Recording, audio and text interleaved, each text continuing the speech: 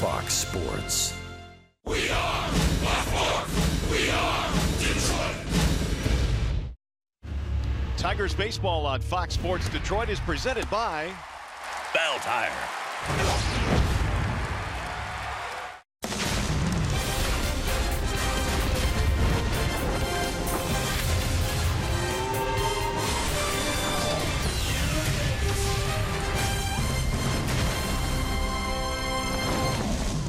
Last night, the Tigers used their big bats to score a victory in Game 1. J.D. Martinez with a solo shot. Later in the game, Miguel Cabrera, a 3-run homer, bringing the Tigers back from a 3-0 deficit. Tonight, another big part of their lineup returns. Victor Martinez is back as we bring you Game 2 in the series, featuring the Tigers and the Kansas City Royals. Hi again, everyone, and welcome to Tigers Baseball. Mario and Pepper, Ron Allen, glad to have you with us here for the second game of the series. Big win last night for the Tigers, but really the big story, Ron, Victor Martinez returns. Good to see him back in the lineup. Absolutely. A lot of smiles in the Tigers clubhouse yesterday when all the players arrived and they saw Victor sitting at his locker. You're talking about adding a guy that's a career hitter from both sides, 300 batting average. When they get Victor back tonight, he'll be batting 6. Brad didn't want to put him in that number 4 spot, but he will help this team after he gets a few at-bats underneath him. Well, you know who's been really giving the Tigers a lift? That would be Mikey Montook. I mean, how about the center field he's played? Made a great play last night, but his bat has also been very good in the month of June, too. Well, the Tigers, they lost every game on that road trip, and if it wasn't for Mikey Montook, they would have lost that final game on the road trip. That would be Sunday. He had a couple of hits in that particular game. In his last 2 games, 4 for 9 with a triple, 3 RBIs, batting .364 this month, and he's pretty much taken over that center field position. But he made a play in last night's game that Mikey told me before the game today. It is clearly the best play that he's ever made in the major leagues. He said he took a direct route. He said he knew he was going to get there. He said the only question was whether that ball was going to carry over the fence or not. So just a wonderful job by Mikey Montook and what he's done to take over center field. Hopefully he can continue that. Yeah, hopefully the Tigers can continue their momentum to a win here tonight. After a short break, we'll send you back down to the Call Sam Studios. Check in with John Keating. Coming up in this one here tonight, Tigers facing Ian Kennedy. They put up 5 runs against him the last time they saw him. Tigers Royals, Game 2 next.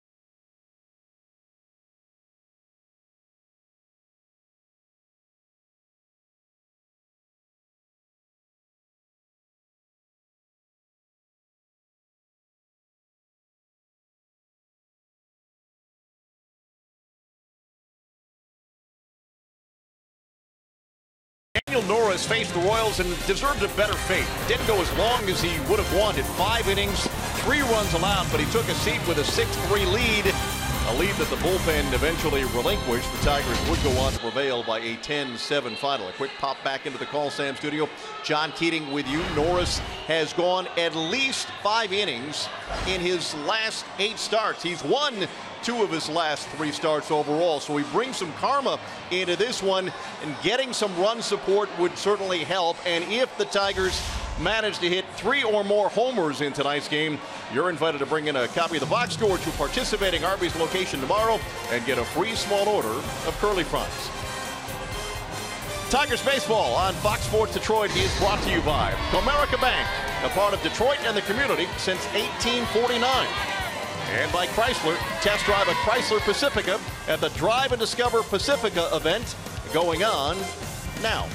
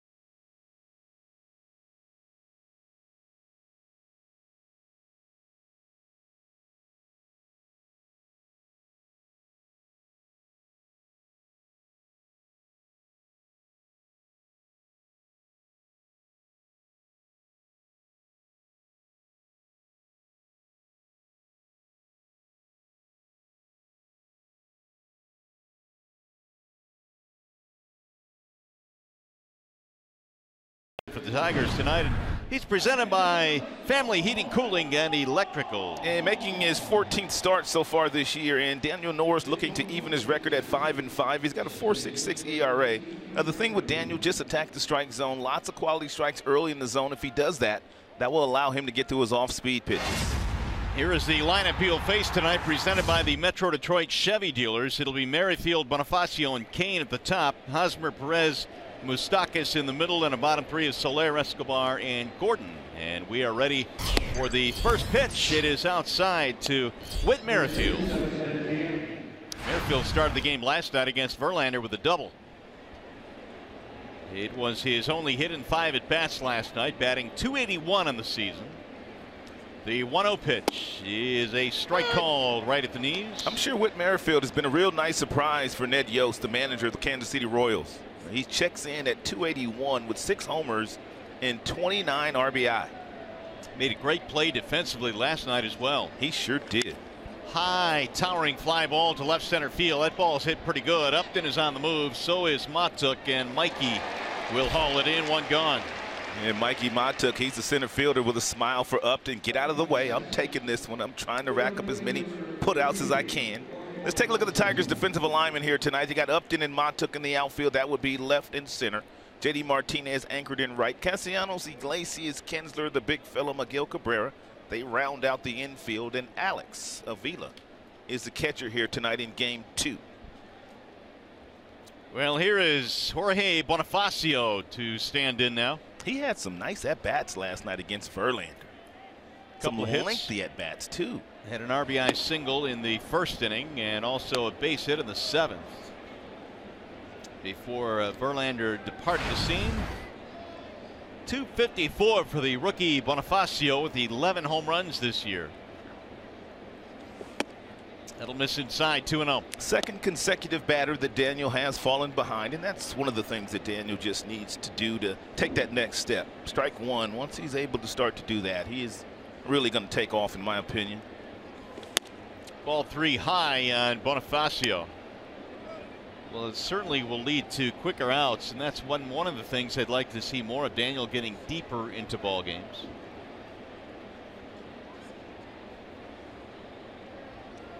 Here's the 3-0 pitch. It's a 4-pitch walk to Bonifacio. That's also been an issue for Daniel early in the season, and it's something that I know that he can correct. He's averaging 4 walks per 9 innings, which is way too many for a guy that has the skill set that Daniel has. Well, that'll bring up Lorenzo Cain now. The number 3 hitter strolls in. Cain 2 out of 4 last night. He's having a really good month of June. In fact, quite a few of these Royals are having a good month. He's been outstanding on the road as well. In the last 15 games for Lorenzo, nearly hitting .400 with a lot of extra base damage. As a matter of fact, performing better on the road than he is at Kauffman Stadium. Which is kind of odd. You would think that the comforts of home would lead you to perform better. Some home cooking, sleeping in your own bed, whatnot. I agree with you 100%. 0-1. Here's the breakdown on Cain. .299 on the road this year.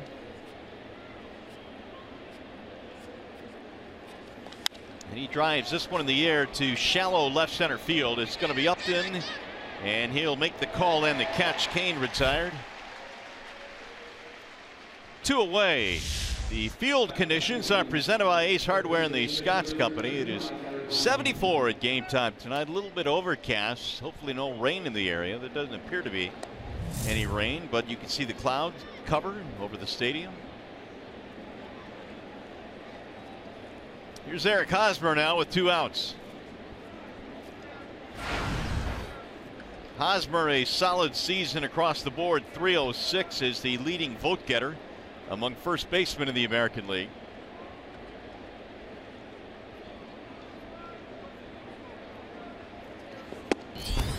Most left-handed batters do not bat .300 against left-handed pitching, but Hosmer is at .304 against southpaws this year. Last couple of years, he has really turned himself into a really nice hitter. He's always had power, but he's turned himself into a .300 hitter because he's really learned how to use left field to his advantage.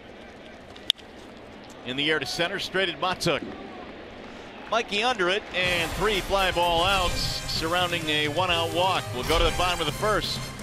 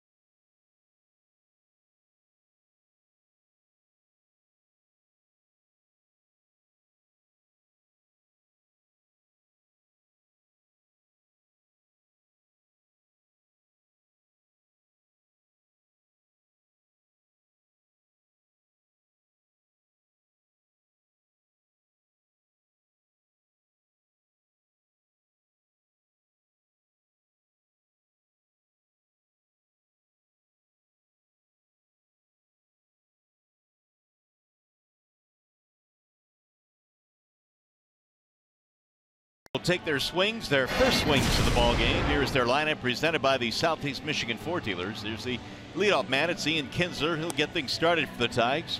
Then Avila and Upton, Cabrera, J.D. Martinez, and Victor Martinez in the middle of the lineup. Castellanos, Matuk, and Iglesias rounded out.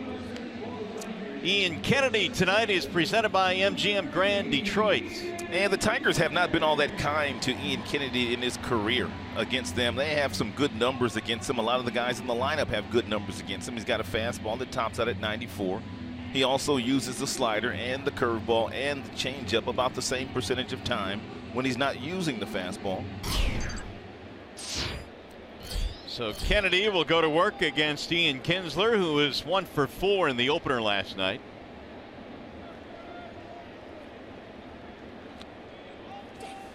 Ian looks at a strike. 247 average for Kinsler, 8 home runs. Knocked in a run in the ball game last night. Now the 0-1 pitch.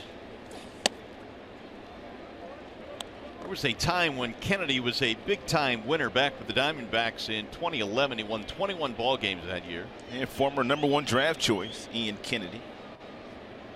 Here's the 1-1 pitch. Low and outside, 2-1. Yankees, Arizona, San Diego, and Kansas City. Signed a 5-year contract with the Royals before the start of last year. Ooh, that sounds like one of them deals you got. 5 years. Yeah, 5 years, but must be nice. not quite the same money. You and Ian Kennedy. He got on the scouting report. Well, damage allowed. In 10 consecutive starts, he's given up at least 1 homer. His slider's been his best pitch this year against righties.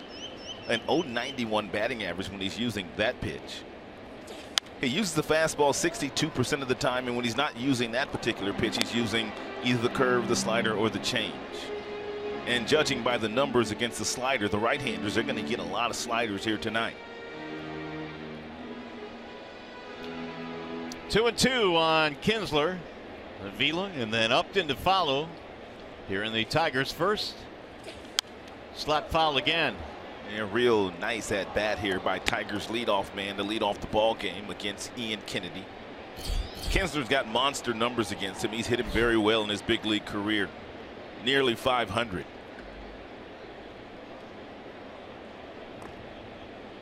Kennedy, a native of Huntington Beach, California, went to USC. And that bends inside, just missed. 3-2. I grew up a Trojan fan as far as college was concerned. I had a lot of buddies that I went to high school with and played baseball with in surrounding areas and ended up going to USC. So I always rooted for that school. Just a great campus, too. Something's going on here with Sal Perez. Looks like contact, maybe.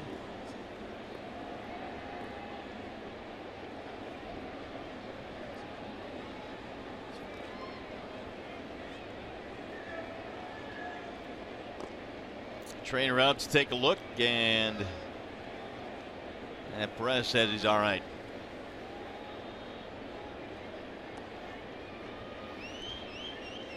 Full count on Ian Kinsler.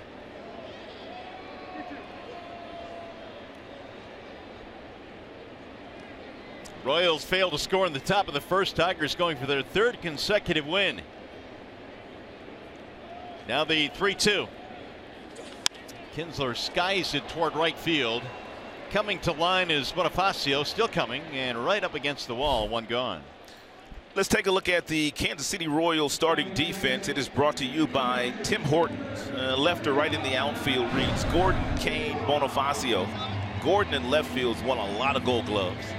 Infield reads Moustakas, Escobar, Merrifield, Eric Hosmer, and Salvador Perez behind the plate. Salvador Perez catches nearly every single day. As a matter of fact, since he's come to the big leagues, no catcher has caught more innings than Salvador. Yeah, to be sure, a workhorse. And he's back there today, and now here is Alex Avila to step in. The big body guy, about 6'3", 250. Avila back in the 2 slot in the ball game tonight. Sprayed foul back out of play. been quite a year for Avila. .323 batting average, 10 home runs this year, and a good portion of those have been hit to the opposite field. Alex has been a real nice performer here at home. Over 400. On base percentage over 400. And the slugging over 600. Hitting the ball extremely hard. Swing and a miss, 0-2.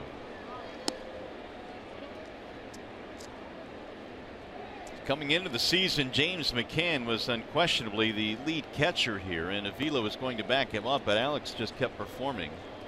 And James hit a lot of home runs in the month of April, but eventually Avila, they couldn't take his bat out of the lineup. Now the 0-2. Straightened him up. That's a nice job of pitching there by Kennedy, and a nice job of leadership by Perez, the catcher. Avila, outstanding low ball hitter, so what they did was climb the ladder and to see if he would swing at that fastball up around the Old English D.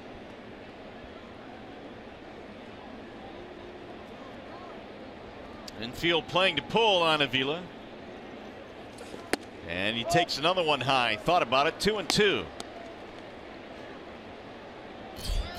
Jay up waiting on deck. How you liking this new Tigers reshuffled lineup? I like the Tigers lineup. I like the fact that Upton stayed in that number 3 spot. Miggy's still batting 4th. I wasn't quite sure what they were going to do with Victor when the game started, but obviously he's batting 6th today. What a pitch. Man, good bender there for strike 3, and Avila's out of there. That's outstanding. After a couple of fastballs up at the top of the zone, Kennedy came back with an outstanding curveball. I mean, he spun it up there nicely. 2 up, 2 down. First strikeout of the ball game for the KC right-hander. Here is Justin Upton. Kennedy gives up lots of homers. We just told you that. He's given up at least 1 home run in 10 consecutive starts. And it's not just the last couple of years when many of us believe the ball has been juiced a little bit. He was giving up home runs long before that. And a lot of them. 14 total this year, which leads the Royals staff. Upton looks at a strike now, 1-1. But it's funny, though, he's had 13 starts this year. That would be Kennedy, where he has not given up more than 6 hits in the start.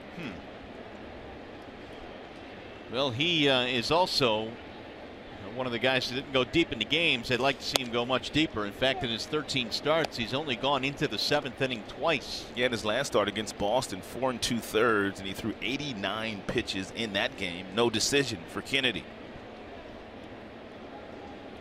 2-1. Justin Upton, 2 outs here in the first inning. No score.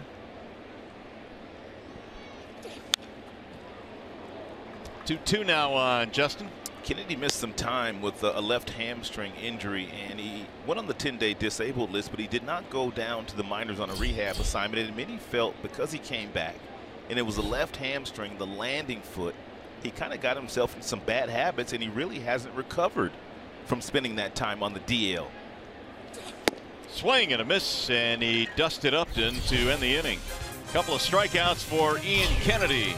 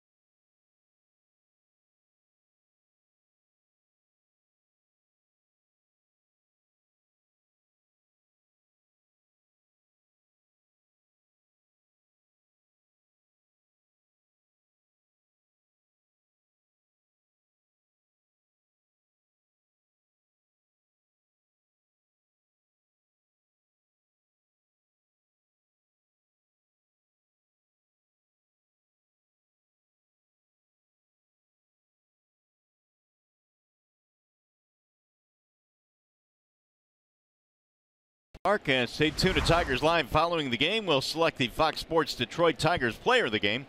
Presented by McDonald's. Stop by for your breakfast favorites, now being served all day. Salvador Perez will get things started here in the second. And Norris delivers strike one. It'll be Perez, Moustakas, and Soler. Perez apparently didn't like that call from Nick Lentz. Now Daniels 0-1 pitch. Perez knocked in 2 in the ball game last night. Had a 2-run bloop single against Verlander. And he absolutely got robbed of a double as well in that contest last night by Mikey Matuk in center field. Ball was hit to what? A little bit to right center field, dead center. And then it kind of curled to right center, and Matuk made a sparkling play. Robbing double from Mr. Perez.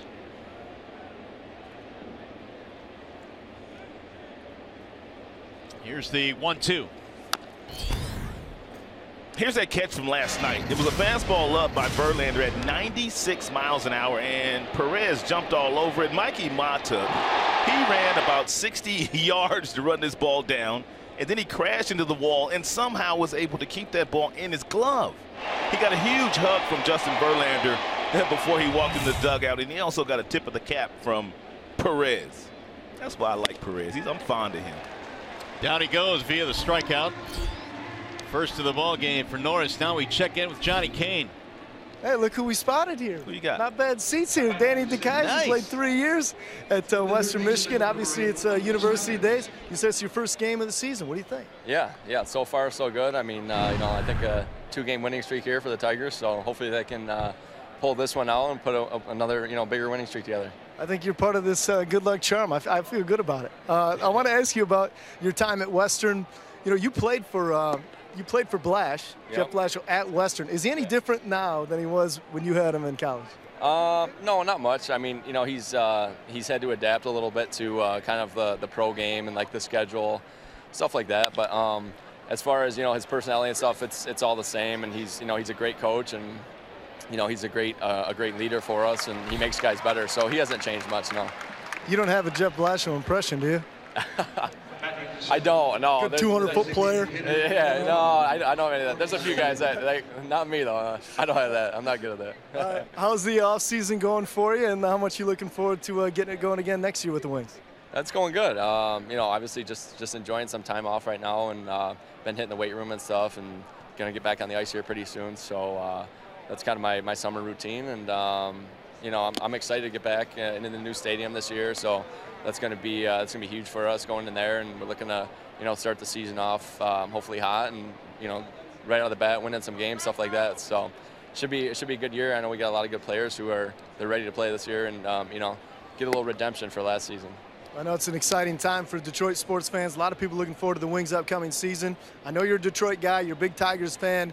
Last question, who's your Tiger? Who's my Tiger? My Tiger is Miguel Cabrera. Okay, Yeah. That's a popular choice. Yeah, I know. The way he hits the ball, it's hard not to pick him. I got a few, but he's probably my top. All right. So, Thanks, man. yeah. Enjoy the game. Danny DeKaiser here, taking in a nice ball game here from just behind the Tigers dugout. Not a bad seat, Mario. All right, Johnny, thanks very much. Danny had the Western T-shirt and the Tiger cap on, so you can tell he's a Tiger fan through and through. Jorge Soler is the batter. 2 out, nobody on here in the second. Daniel Norris has looked good so far.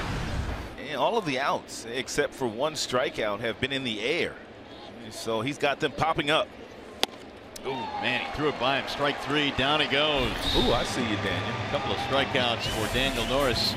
Danny DeKaiser back in his Broncos days.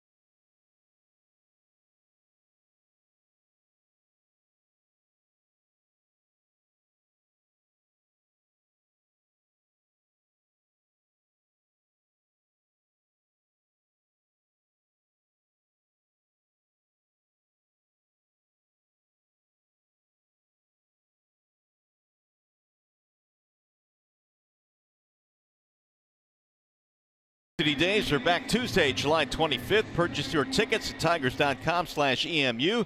Ticket package includes limited edition hat.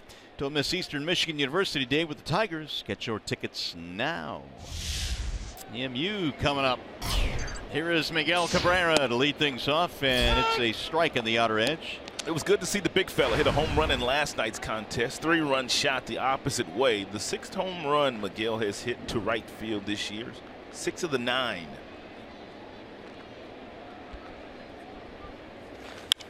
Driven to center field.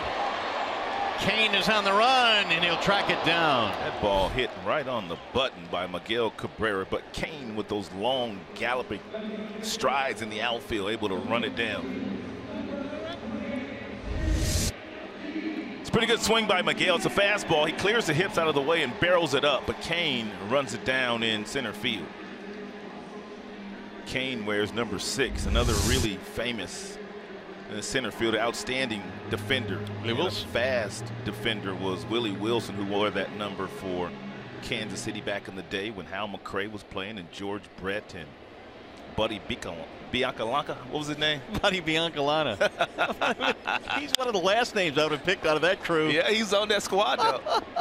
JD is out. I mean, I'd go with famous Otis. Right. A lot of cats. I dropped that on him, Buddy. Here's Victor Martinez now with 2 outs. His first at bat since returning to the lineup. Vmart on the 16th was placed on the disabled list right before the last road trip for the Tigers. I kind of like the fact that Brad kind of dropped him down to that number 6 slot, at least for right now. Takes pressure off Victor. He doesn't have to worry about going into that number 4 spot where he was kind of struggling this year. He can just kind of sit behind JD and get some good pitches to hit and kind of hit his stride again. Kennedy works it home, and it's drilled in the air to center field. Kane cruising back. It's going to be a quick inning for Kennedy, a 4-pitch inning. How about that?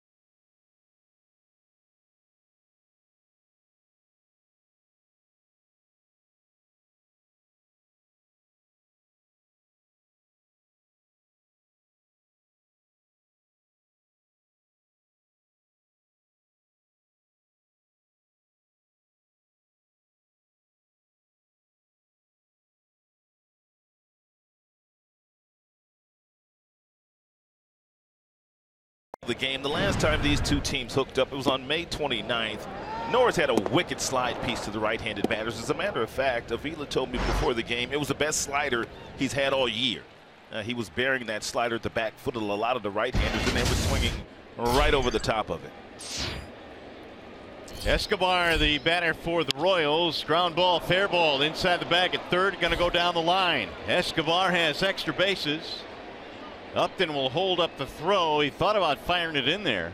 Don't know if he lost the grip, but it'll be a leadoff double. It'll be a 9-game hitting streak now for Escobar. Now you take a look at where Castellanos is playing here. He's respecting the bunting ability of Escobar, and that's why he's playing in so close to cut the grass. And Escobar jumps on that first pitch fastball and whistles it right past the diving Castellanos. Escobar wasn't very aggressive on first pitches last night, which was kind of strange to me.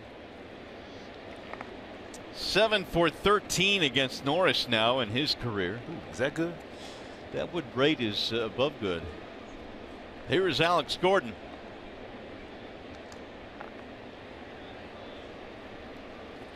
Infield playing to pull. He'll bounce it up the middle into center field. A base hit. Escobar rounding third. He will score, and Gordon singles in a run to make it 1-0 Kansas City. And the number 8 and the number 9 hitters jump on the very first pitches that Norris throws here in the inning, and they take the lead 1-0.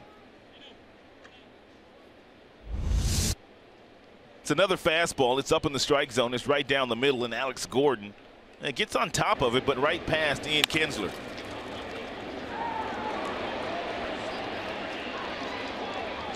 So the Royals, like last night, jump out to the first lead here tonight. Here's where you have to make some kind of an adjustment if you're Daniel Norris or even if you're Alex Avila. They've jumped on the first 2 fastballs here, and because you've gotten in a pattern of throwing a lot of first pitch fastballs in the first 2 frames. So you as a pitcher, once you recognize they're jumping on fastballs and now they just swung at another first pitch fastball, you have to have some confidence in a breaking ball or a changeup to get these guys off your heater. If you don't, it's going to be a short day. With Merrifield the batter. That's 3 consecutive fastballs they have swung at.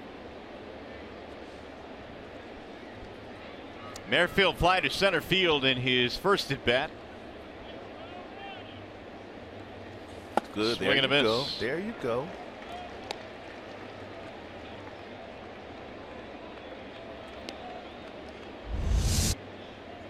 Changeup and a beauty.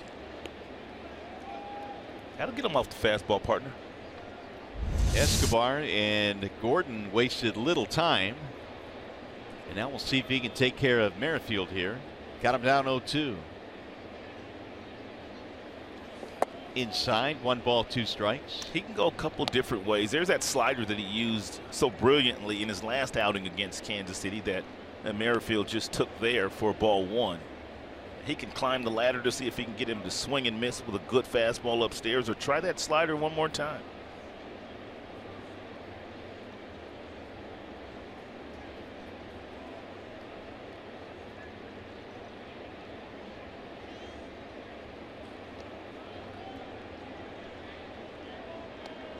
Norris will chase Gordon back. Gordon only 1 steal this year. He has just singled in a run.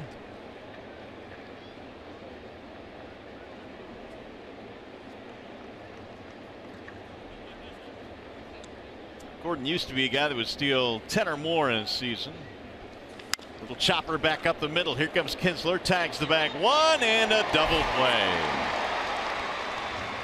4-3, 2 gone. And we check in now with Greg Monroe, who joined us from down in the field. And Simo, we were talking about the fact Rod was that he needs to incorporate Norris, that is, some more off-speed pitches. The curveball was one that he didn't use in his last start a whole lot against Seattle. Well, I was a little surprised, guys. I thought that was a pitch that's been a plus pitch for him. He was able to command the strike zone with that particular pitch and also put guys away. Again, he likes that slider right now. The fastball changeup mix has been working for him. But obviously his goal is to repeat his delivery and pound the strike zone.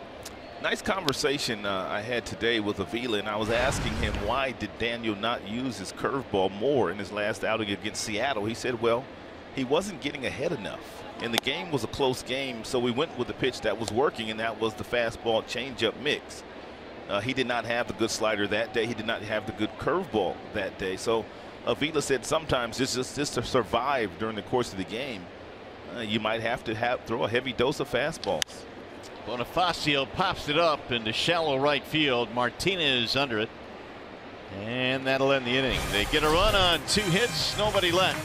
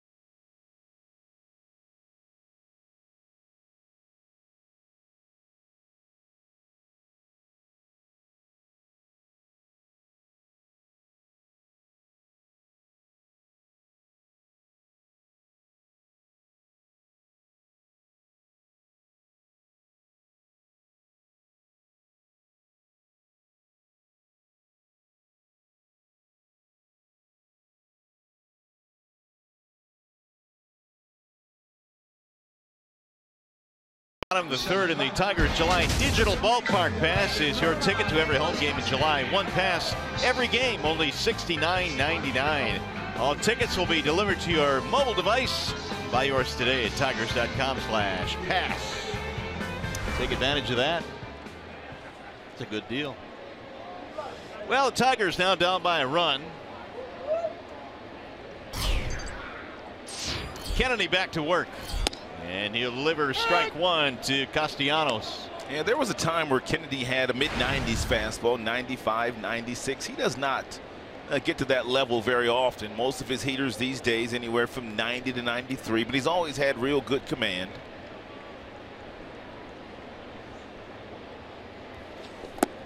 Check swing low, 1-1.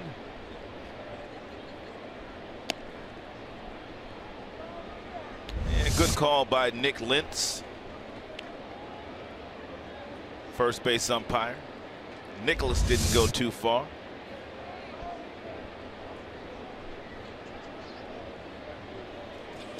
Wave and a miss, 1-2 on Castellanos. Back-to-back changeups to Castellanos. About 4 or 5 years ago, right-handers would never throw a right-handed batter a changeup because it always fades right down into their happy zone, down and in, and a lot of right-handed batters just clobber that pitch. And so it used to be a taboo to throw that pitch to right-handers. Doesn't seem like that's the case anymore, does it? He's just thrown Castellanos 3 changeups in a row.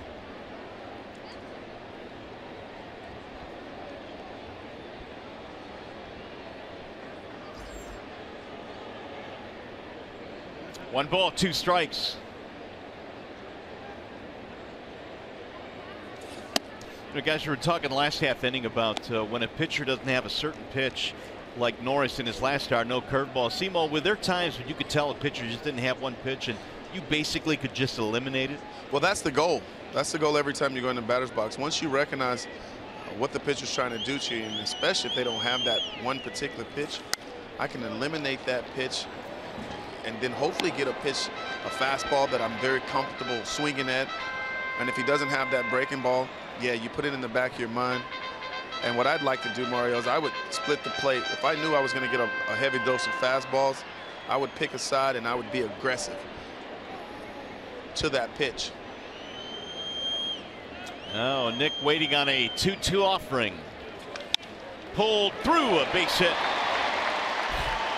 Into left field, leadoff single. Simo, would you ever change bats depending on whether you were facing a left-hander, a soft tosser, or a right-hander, or a hard thrower? Did you ever change bats depending on the kind of pitcher that you were facing? I mean, I tried that throughout my career, especially when you're facing a guy that you don't feel like can overpower you with his fastball. You try to get a heavier bat to try to slow yourself down.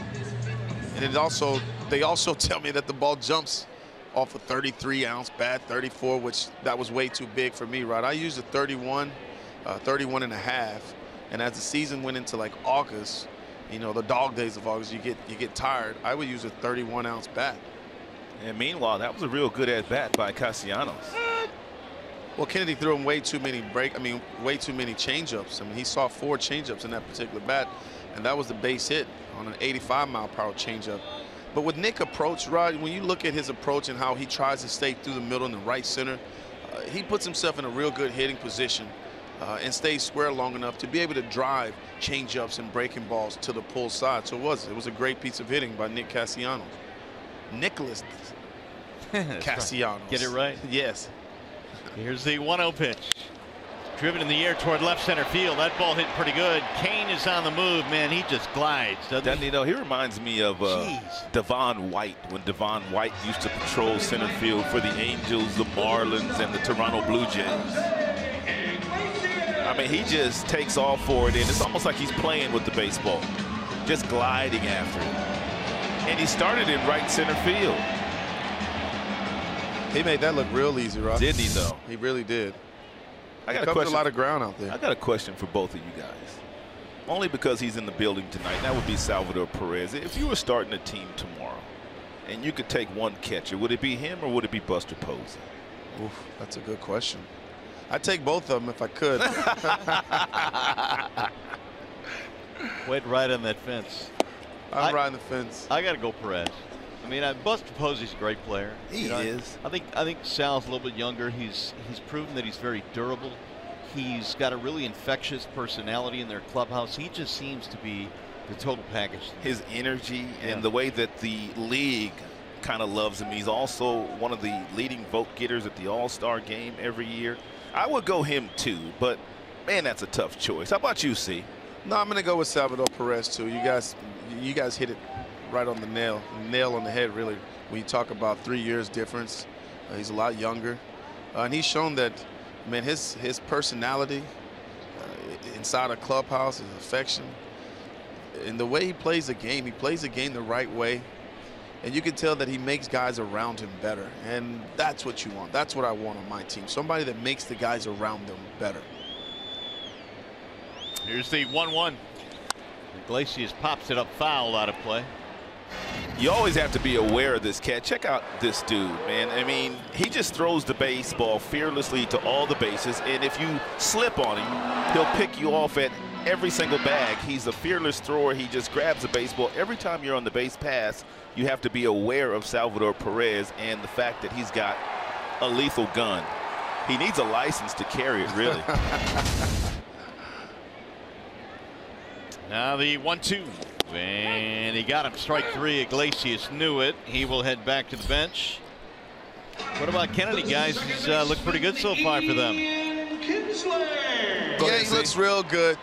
Seems to me, guys, that he's pitching backwards. Heavy dose of changeups. He's established a breaking ball in that first few innings. And now all of a sudden he's going changeup, fastball, 3-1 count there, 2-1 count there. He went changeup, 1-1 count. He went changeup. So again, the guys are going to have to make some adjustments and kind of get an idea of he's giving you everything that he's trying to do on the mound now. He's going to throw fastballs and breaking ball counts, breaking balls and fastball counts. Well, he really needs to make some adjustments against Tigers bats because they have several guys that have just really good numbers against Ian Kidd. And his earned run average against the Tigers in his career is not very good. No, the Tigers have handled him pretty well, actually. He doesn't give up a lot of hits, but the ones he does give up, Rod, and you talked about it on the pregame show, he's given up 10 home runs. Well, a home run in 10 starts, 10 straight starts to be exact. Right. So the home run has been an issue.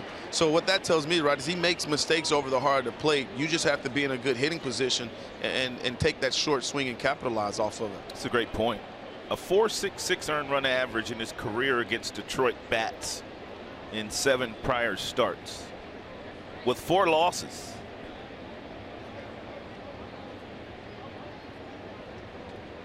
The 0-2. So how does a guy that doesn't give up many hits, as you guys have talked about, have trouble getting into the 7th inning on a nightly basis? He picks around the strike zone probably too much. I mean, too many 2-2 counts, too many 3-2 counts. We showed you the numbers of his last outing, 89 pitches against the Boston Red Sox in 4 2/3 innings. That's probably what I would gather from the fact that he does not get past the 6th and 7th inning. Lazy fly ball to center. Kane calling, and that is that for the Tigers. Nothing comes to the leadoff single. Fans having fun tonight at the yard. Tigers, we love you.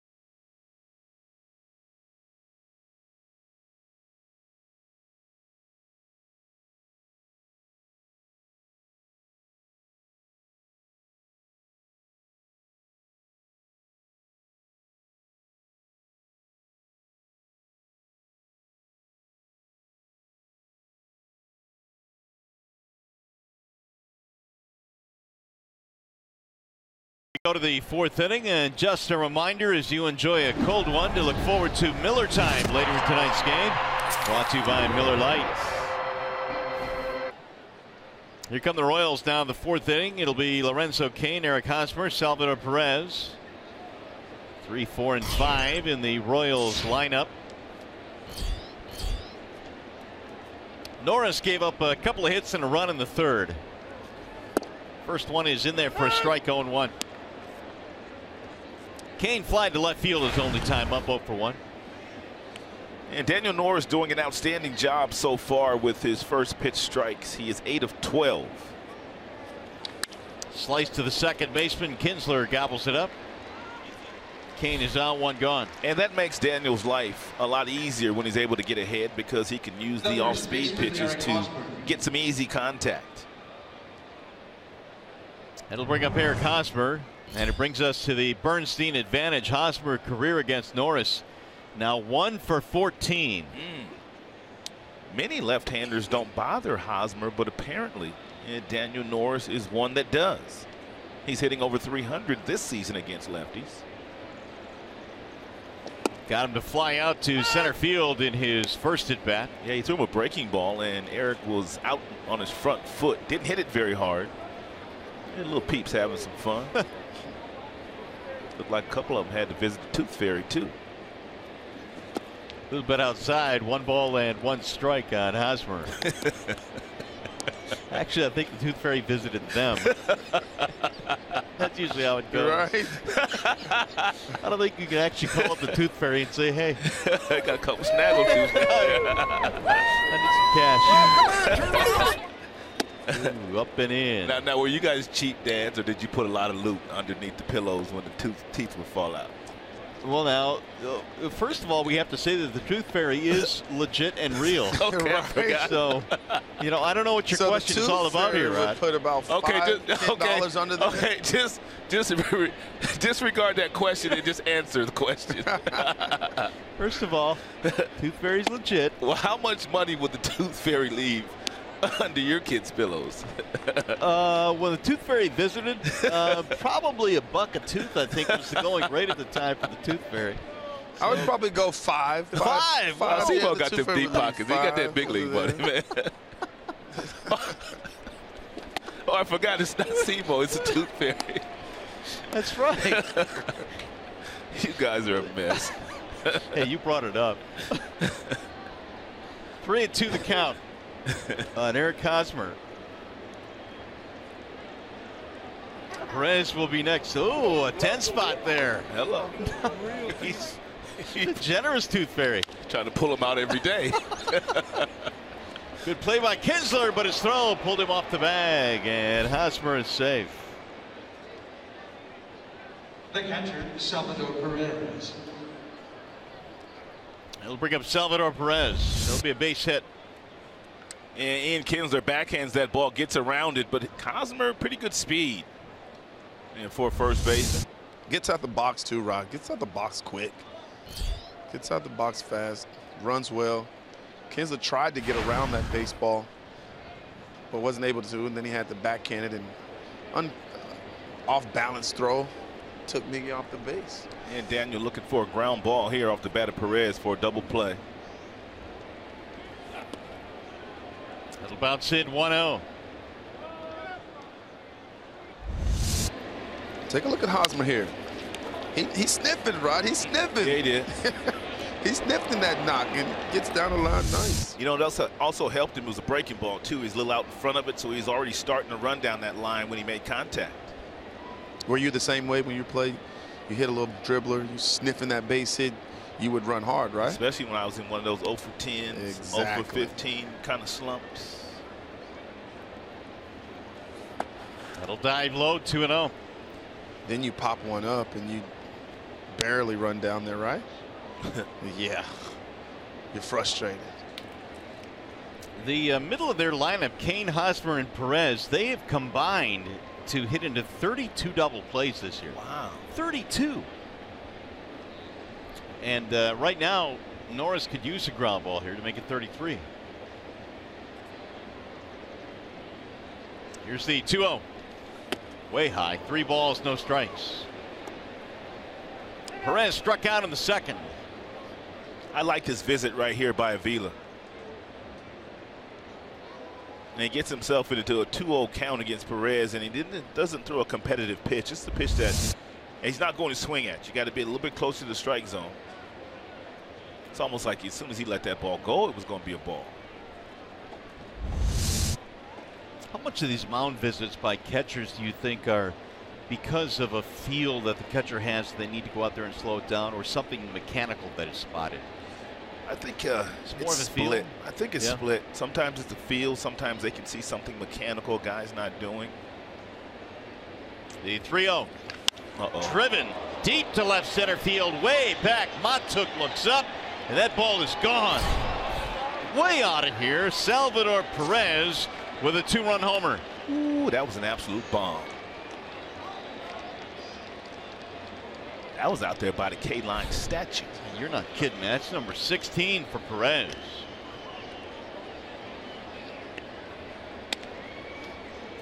No double play there for Salvador Perez. He got himself in a 3-0 count, and Norris challenged him with a fastball that was right down the middle at 94, and the big fella lifted and separated.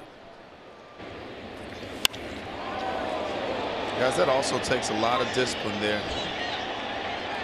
When you look at the pitch location, he knew he was going to get a fastball. A lot of times guys will chase pitches out of the zone in a 3-0 count, but Salvi got the pitch he was looking for, and he didn't miss it. Simo, did you have the green light on 3-0 often, or was that?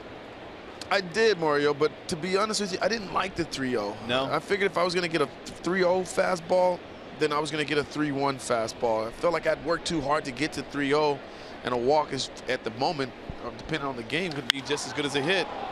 That ball hammered to right field off the bat of Moustakas, and it is going to go. It's gone.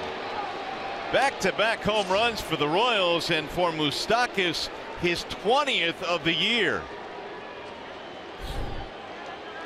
And neither one was cheap. Not at all. That's another, behind in the count. 1-0 fastball. Stock is looking for. This fastball, however, was only 91 miles an hour that Moustakas jumped on.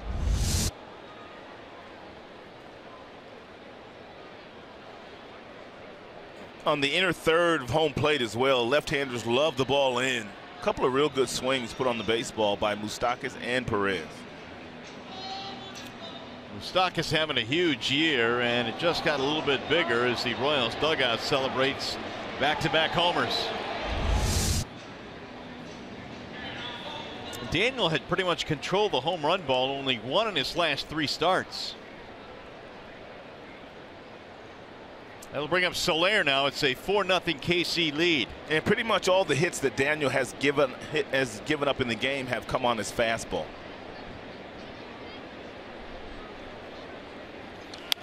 Soler fouls it out of play 0-1. And if you look at Daniel's fastball over the year, the opposition is slugging nearly .550 against his fastball, and the batting average against his fastball is .337. So he's got a good enough fastball, Simo, to throw it by people, but he falls behind too often, and then hitters, they just sit on that heater. Well, that too, and also, Rod, the quality of the fastball, as far as location of it, you really have to stay out of the middle of the plate. You have to go, if you're going to go in, you have to miss in. If you're going to go away, you have to miss away, and I think he makes too many mistakes over the heart of the plate with that fastball. 2-1 on Soler. Well, here's where he might want to throw something different. Not a fastball. We'll see. There it is. Yep. Yeah. I mean, if you can do this, what he just did there, at this level, your life becomes a whole lot easier. Makes it very tough on the hitter when you're able to throw your all-speed pitches and behind in the count. And now you can throw a fastball by him if you want. Another slider missing low, 3-2. Saw the ratio there on Norris. A lot of balls out of the strike zone. And this is another opportunity, as far as I'm concerned, Rod, where you can throw your off-speed pitch too. You have to show that confidence. Got him, strike 3. Fastball threaded the needle there. 2 gone. The shortstop, Alcides Escobar. And Soler was looking for something off speed because of the 2-1 off speed pitch, and then he took that fastball. But look at the location of that, Rock. Located beautifully on the black. Located down. You can't get hurt there. Nope. You don't get hurt there. Now Escobar, who doubled to begin things in the third and scored a run.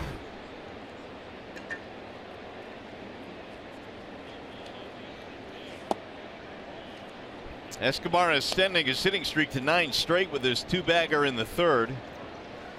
Tonight marks the 247th consecutive game that he has started. The ball stays high, 2-0.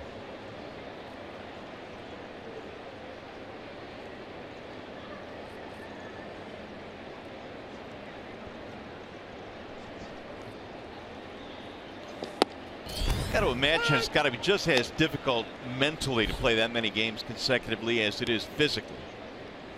That's a lot of baseball in a row. No doubt. And there's several days that Escobar goes out there and you know his body does not feel good at all. And there's probably some days he would like to have off.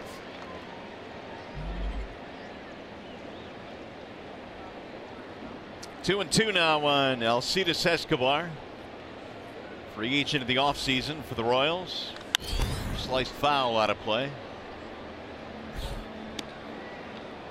Royals have 4 free agents, and 3 of them in the infield. Their third baseman, their shortstop, and their first baseman, and their starting center fielder. Again, the 2-2 fouled off. Well, I think they're all set to sell. We talked about the 9-game losing streak they had in the month of April, but they have turned things around. Yeah, they've gotten back up to 500 now, 1 game under 500 out of Ned Yost, their manager.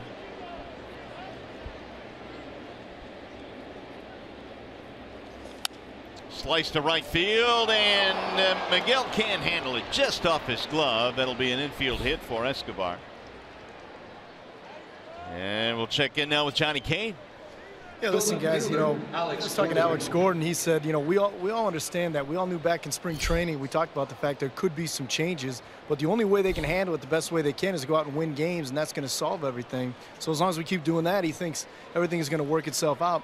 You know, Whit Merrifield followed that up when I talked to him, and he's understandably so. They understand with the elephant in the room. These guys, they probably put a lot of the pressure on themselves earlier in the year because they wanted to perform so well. Well, once they let that go and just started playing baseball and having some fun, that the results started to come. But they understand that this trade deadline looming, even though they're in contention, the best shot they've got to keep this team together is to keep winning baseball games. And, of course, that puts pressure on the general manager, Dayton Moore, to make a decision. I mean, what does Dayton Moore do, guys? I mean, do you run the risk of losing 4 free agents that you could get some really good prospects for? That ball hammered down the right field line, going to get down, go to the corner. This might get a run in. Let's see. Escobar coming to third. They're going to send him home. Kinsler cuts it off. Relay to the plate is not in time. And a double and an RBI for Alex Gordon. The second baseman, Whit Merrifield. And a 5-0 lead. And now Gene Lamont gets on the phone. And Daniel Norris cannot figure out the 8 and 9 hitters here today. That would be Escobar and Gordon. Here's a hanging breaking ball that Alex Gordon jumps on and whistles down in the right field corner. And for a double, and Escobar with his speed rather to score with a slide. That is 4 hits and 2 doubles and 2 singles and 2 RBI out of the 8-9 spot today. Getting back to that question you had, Rod, I think it's difficult for a GM to tell their fans, you know what, we're in this thing. We're only a couple games out of first place, but we got to blow it up. It would have to be hard to do that. Man, but you got 4 free agents, though. I mean, and you could possibly lose all 4 of them. And then what would you tell your fan base next year when you're trying to, you know, replenish your ball club? Yeah, he's going to be faced. Dayton Moore is going to be faced with a tough decision come trade deadline time, guys. Whit Merrifield standing in with 2 outs. Swing and a miss, 1-1. Don't forget Jason Vargas as well from their starting rotation. He is a free agent. He's had a great year. As Warwick Soppold begins to tune up in the Tigers pen. Vargas has 11 wins. His changeup has been unhittable this year. Unhittable. Here's the 1-1.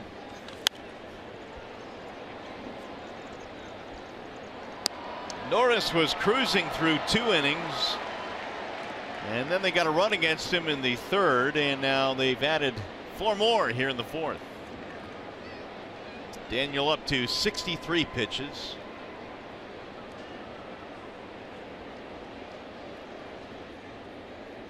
Merrifield to fly out and a double play ball. Ball high.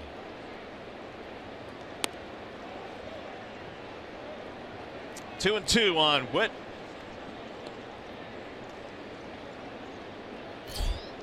He this year has hit .317 with 2 outs, and that's what he's doing right now with the man at second base.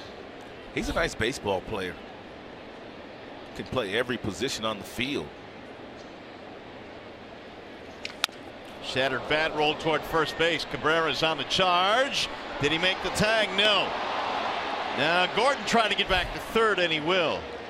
That's one of the only times, Simo, that I can really condone a guy sliding head first right there, when they can see the first baseman and they're trying to elude the tag. Otherwise, I'm not a fan of guys sliding head first into first base. Well, he was under control too, though. He knew exactly where he was at. A lot of guys, they just slide, I feel like, just to be sliding.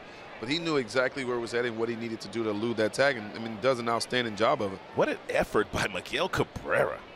He nearly got him. Look how close this was.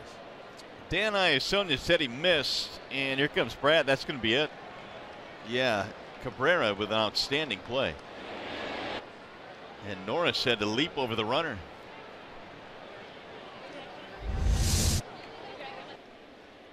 So Norris will not survive the 4th inning. And it's going to be a Wallside Windows pitching change. We'll be back.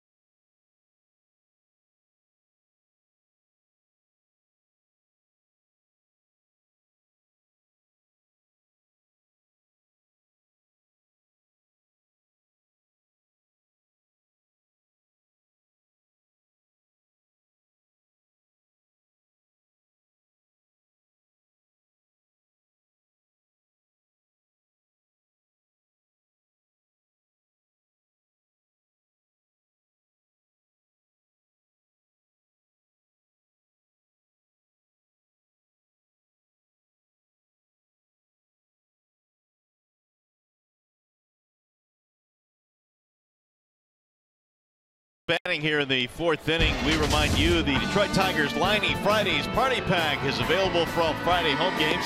Package includes a game ticket and a voucher for a 20-ounce beer starting as low as $19 while supplies last. For tickets, visit Tigers.com. Warwick Soppold is on now for the Tigers. He has been really good out of the Tiger bullpen. He has not given up a run in his last 5 outings. As a matter of fact, in 11 of his last 12 outings, he has not given up a run. The ERA is under 2.5. The WHIP is under 1. 16 strikeouts for Soppold, 5 walks. He pitches to a lot of contact. He does not strike out a lot of people, and he throws lots of strikes. Here is Bonifacio.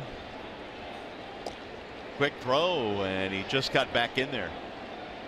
And Merrifield has 7 steals this year. He's been caught once.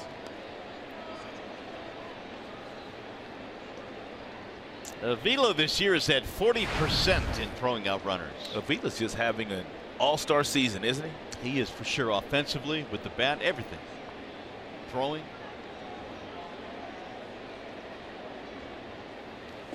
Ball 1.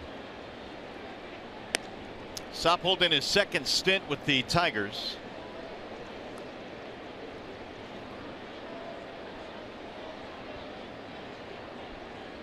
And now trying to gobble up some innings here as Norris is dispatched in the 4th inning.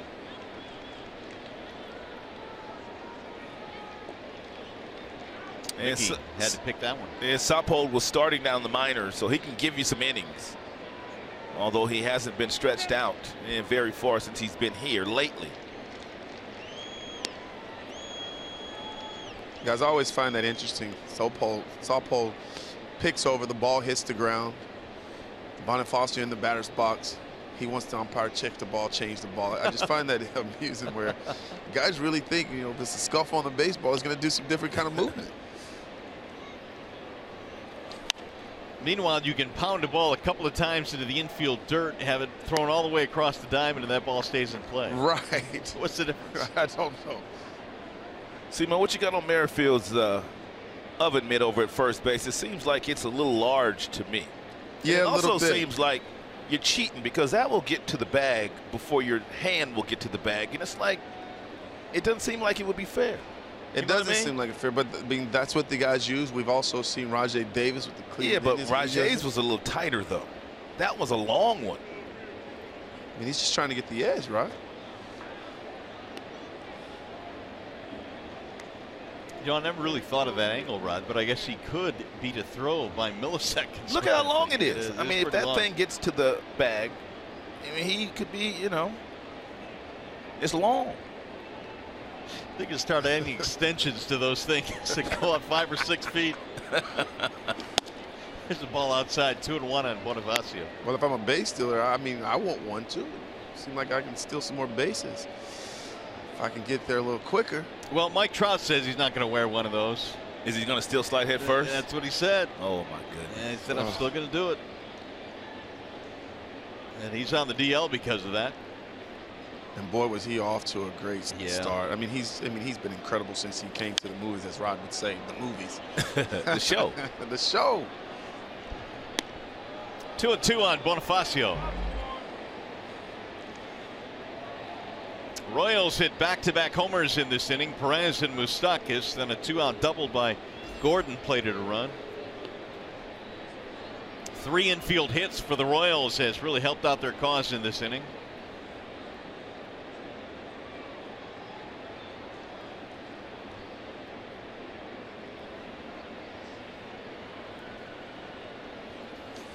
And another foul. Bonifacio, you were mentioning the at-bats he had last night against JV. He battles, man. And I really didn't know a whole lot about him before this year. Last year they had that kid, Paulo Orlando like playing right field, the track star, and he had a wonderful year last year. Where is he this season? I don't know if he's in the minor leagues. I assume he is. Bonifacio has hit 11 homers this year for the Royals. He's not going to give up that right field spot with those numbers. Runner goes, and it's outside, spinning Avila. It'll be a stolen base for Merrifield, his 8th of the year. I wonder if they got crossed up here.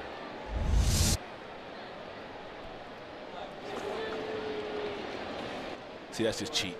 The oven mitt arrived 3 seconds before the runner did. It did. That's just cheap.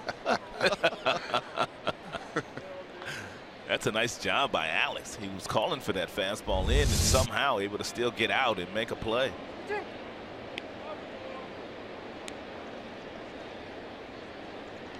Meanwhile, 3-2 on Bonifacio. Kane waiting on deck. This is the 9th man to bat in this inning. And he walked him. That's going to load him up. So Kane, who started the inning with a ground out, will bat with the bases loaded now. And we told you earlier that a lot of the damage that Kane has done this season has been away from Kauffman Stadium in Kansas City. He's performed very well on the road.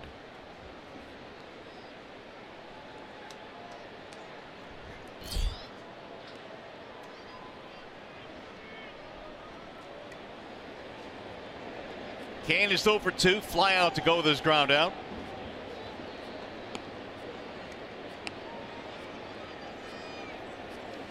There's a drive to left field, sinking. Jay up, gets it. Oh, look out! And he held on. That ball got the lights. Oh man! Thank you very much. Up and able to make the play.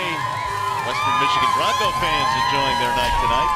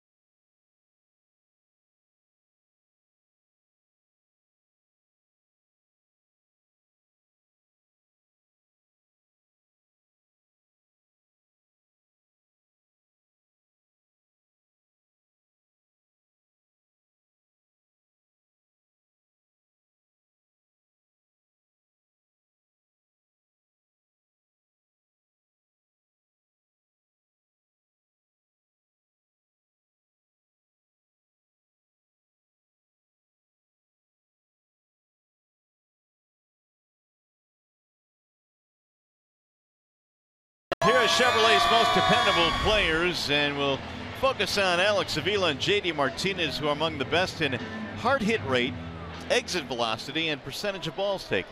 Well, also they hit a lot of fastballs 95 and above. Both guys get themselves in friendly fastball counts, and really that most dependable players graphic basically tells you that JD Martinez and Alex Avila have been hitting the ball extremely hard all season.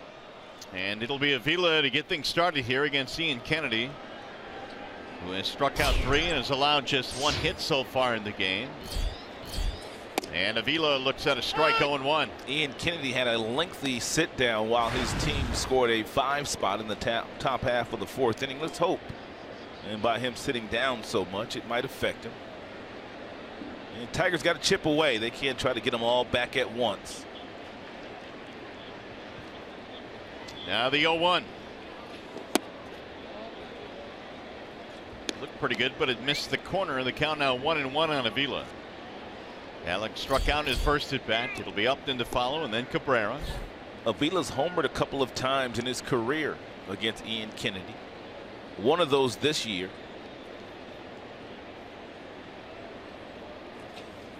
It'll dive low. 2 balls and 1 strike on Avila. Kennedy gave up a leadoff single to Castellanos in the 3rd, but no damage.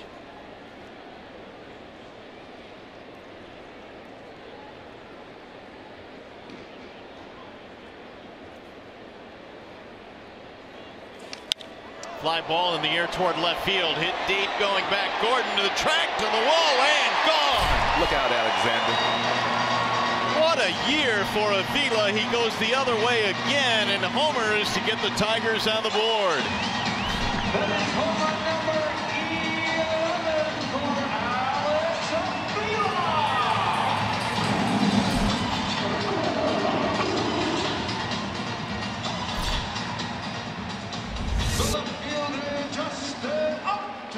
fastball 91 away from Avila, and he's just got that real pretty swing going right now where he's not lunging at the baseball. He's staying behind it. He's taking a great path to the baseball. Slight uppercut swing, and we just showed you his hit velocity, the amount of balls he hits hard, and he pays that graphic off very nicely. 11th of the year for Avila, getting the Tigers on the board. 5-1 ball game now as Upton flies this one to right field. It's routine for Bonifacio. Simo, how hard is it to do what Avila and Miguel and JD are able to do on a consistent basis, and that's hit that ball the opposite way with that kind of authority? It's very difficult to do, guys. So one of the toughest things as a hitter is to keep that front shoulder closed, to stay square to the plate, and stay through the baseball. And these three guys, as you mentioned, Rod, do an outstanding job of just that. I actually had a nice conversation this morning with Bull Durham, and one of the things, one of the adjustments that Alex has made this year in particular is Bull, that they're working on him finishing high, making sure that he gets through the baseball. And he's been locked in all season long. When you finish high, what is that? What do you have to do to finish high? Well, what happens is you get on plane extremely early, and it allows you to stay through the baseball for a very long period of time when you're thinking, okay, I've got to get through the baseball and I have to finish it. And if you finish high, it keeps you in the zone for a long period of time. Cabrera fouls it back 1-2. Well, we knew Kennedy was going to give up a home run today. We just didn't know who was going to hit the home run. That's right. Did you pick Avila? Well, I wasn't going to say anything. Yeah, I wasn't. Here we go, 2-2. Yeah. See, throwing out the line there. All right. Going fishing. All right. You see, y'all ain't even right. That's popped up. You're put on a charge, by the way. Well, I mean, I didn't like sitting in last place. I really didn't. I'm gonna leave Sebo down. I don't like it right now, Rod. I don't like it right now. 2 gone. JD Martinez.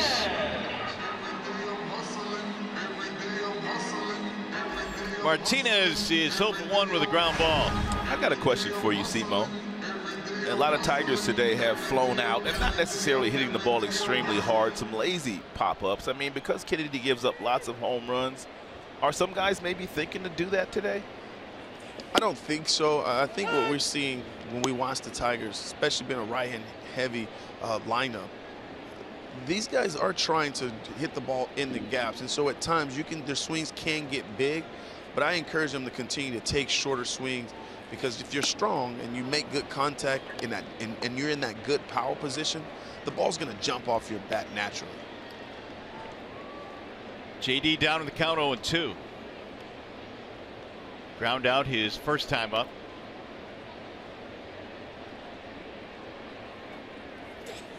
It'll bounce in. 1-2 the count on Martinez. And also, Mario, when you take big swings, you can't generate bat speed. Your bat absolutely slows down. See, that's a great concept, because your mind would tell you otherwise. Right, but that is not the case. As when you're thinking short, you're actually quicker. You create bat speed. Your backside is able to allow the hands to work as well. It's almost like a golf swing. And when you get on that par 5 and you try to hit the ball as far as you possibly can because you've got some room, you usually don't hit it very far. But when you take a nice easy swing on a nice par 4, sometimes it lands in the fairway. Bouncing ball to second base. That'll be Merrifield, and that'll end the inning. Tigers get on the board thanks to that guy right there, Alex Avila. He hit another one. His 11th of the year.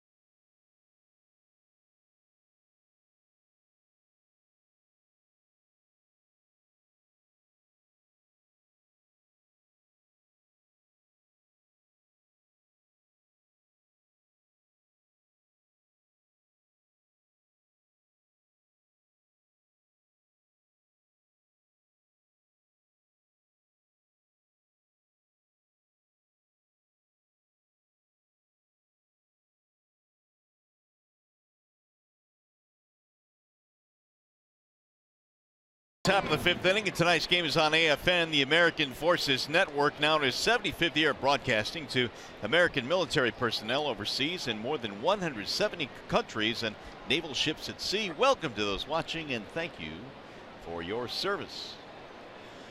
Here is Eric Hosmer to lead things off against Warwick Soppold. Warwick came on and got the final out with the bases loaded. In the fourth inning, it was a 4-run fourth for the Royals. Hosmer, single fly ball. It'll bounce in low, 1 ball and 1 strike.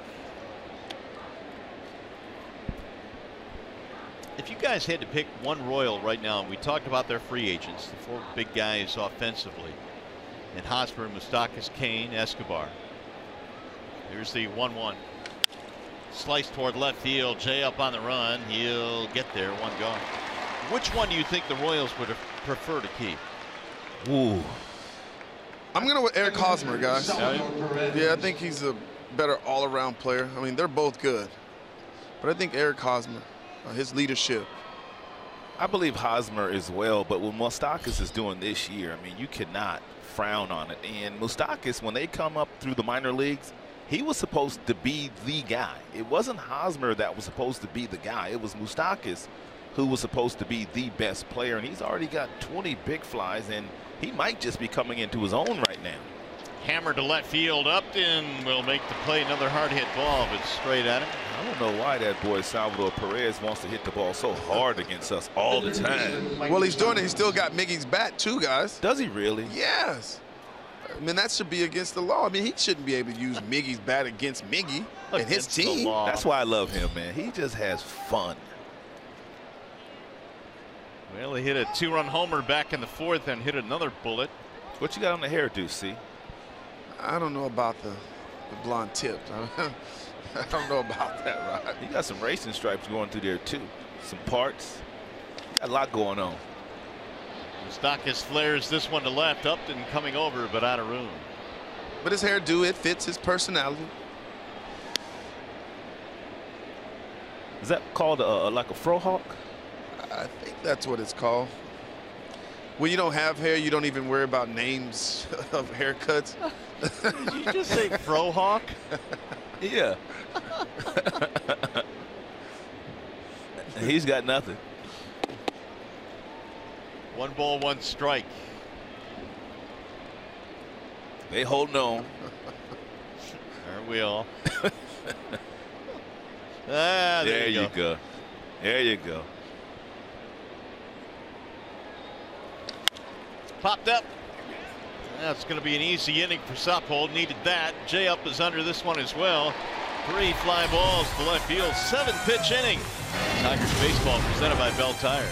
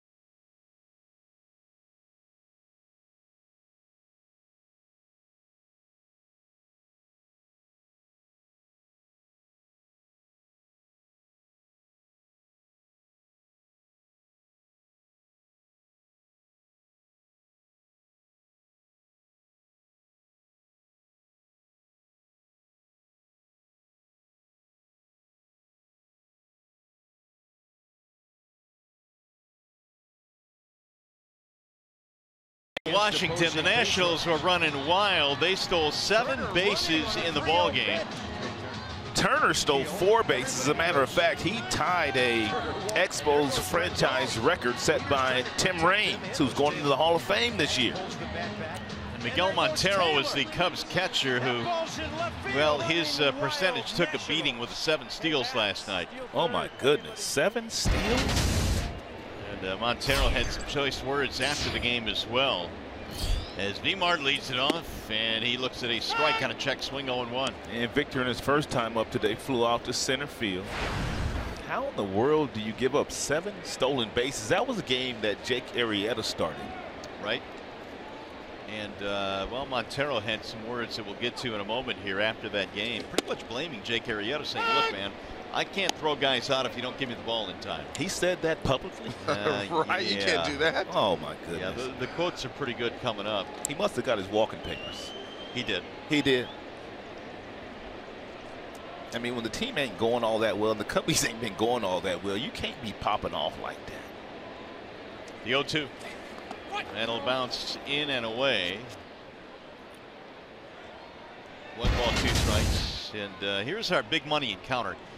Miguel Montero, the stolen bases go to me, and when you really look at it, Arrieta doesn't give me any time. That's the reason they were running left and right today.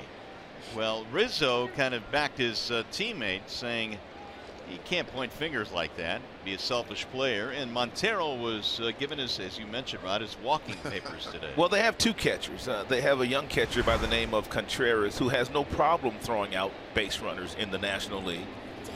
But yet Montero would throw that out there, that the reason why he is 0 for 31 is not just 07 that day, but he's 0 for 31. He hadn't thrown out anybody all year. But yet, for whatever reason, last night, it was somebody else's fault. Let me do some quick addition here. 0 for 31. Yeah. 0%. And the other guy's throwing out people. Vimart steps out. That's the second time he's popped off, though. He popped off last year during the World Series, right. too. And I guess you could kind of look the other way when you're winning a world championship. And then you're also popping off to a Cy Young Award winner. Come on. True. Swing and a miss. You can't do that. Right? That's another strikeout for Kennedy as far as you guys ever deal with. You know, the media is such a big part of the game, maybe more so these days. But Simo, did you ever have to deal with maybe a teammate going to the press and kind of not ruining but affecting the clubhouse dynamic? No, not really. That was one of the things that I loved about being at the major league level, especially when I played. What went on in the clubhouse stayed in the clubhouse. We didn't have social media. Guys weren't on their phone tweeting about things. So no, I definitely didn't have to deal with that. Here's Castellanos. You ever had any incidents, Rod? No. No? No incidents. I mean, I can understand the frustration of Montero and what he says. And, a lot of it's probably correct. He didn't Absolutely. He didn't have a chance, but that's the last thing I think you do. Well, that's just not a good team player. No, you can think it. Sure. To yourself. Oh, and your absolutely. teammate maybe said it to a buddy or two, but you can't say that to the media. And your teammates are thinking the exact same thing, too. He's Right. not getting a chance. They know it. You just can't say it. Right.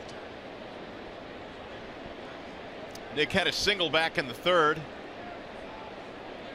You know, what would have been better for Montero is at the end of the game when they go in and talk to the manager, Joe Madden. I'm sure Joe Madden would have said, you know what, he didn't have much of a chance on any of those. You know what I mean? Yeah, let him deflect all that. 1-2 on Castellanos. Matuk waiting on deck. Royals lead at 5-1. We're in the bottom of the 5th. Now the 1-2. 2-2 on Castellanos.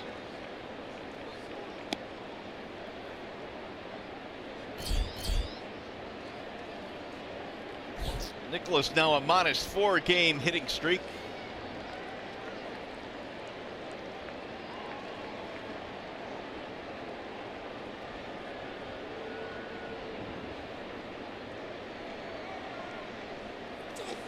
Outside again, 3-2 the count. Nick, earlier this year when he was A little bit hotter offensively. He was batting in the 2 spot in the Tigers lineup. He's been in several different spots.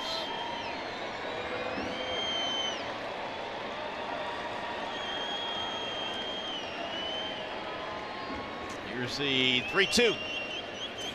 Bouncing ball to third. Moustakas on a backhand. Quick throw. That's a good play. No, safe. He pulled him off. Hosmer could not hold on to the bag. That's a real nice play by Moustakas. I mean, getting over there to backhand that ball, and he also showed you the arm strength that he has from that position. He just did not throw the ball over there accurately, but he grabs that ball and throws a 4-seam fastball back across the diamond. Hosmer tried to stay on the bag, but just couldn't. Infield hit for Castellanos, who is now 2 for 2.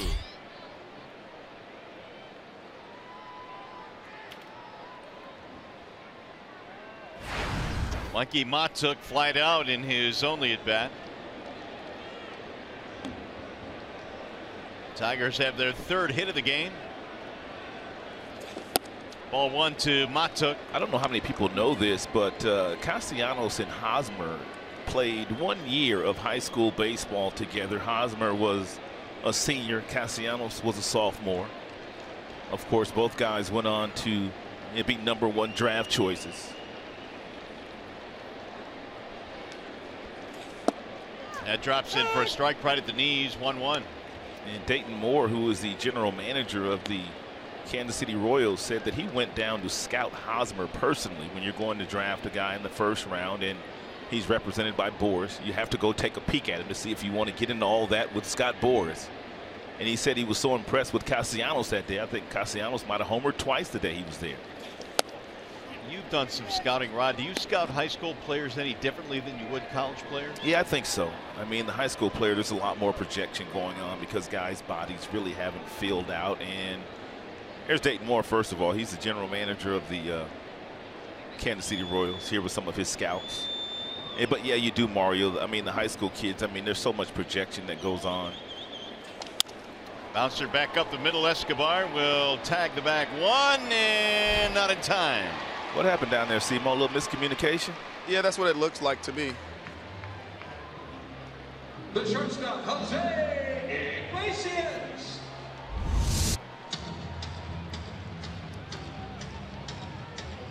Might have had a chance. Yeah, I think they did. Well, why didn't he? He should have gave it to Merrifield. Merrifield there. He might have had a chance to turn the double play. And it's almost like he was thinking about giving him to him and then changed his mind. But back to your question, Mario, and I don't know how you feel about this, see, but usually, I mean, you'll have a high school kid. He's probably about, 5'10", 6 feet, but he's only 150 pounds. So you got to project that kid to be, 6'3" or 4", 200 pounds, and how hard he might throw when he gets in the pro ball for a couple of years and you get on one of those weight programs. Whereas college kids, they've already gone through that. Most good college programs, they have really good weight programs. Guys have filled out a little bit more, so there's not as much projection. Iglesias hitting now with 2 outs and a man at first. Iggy struck out in the 3rd.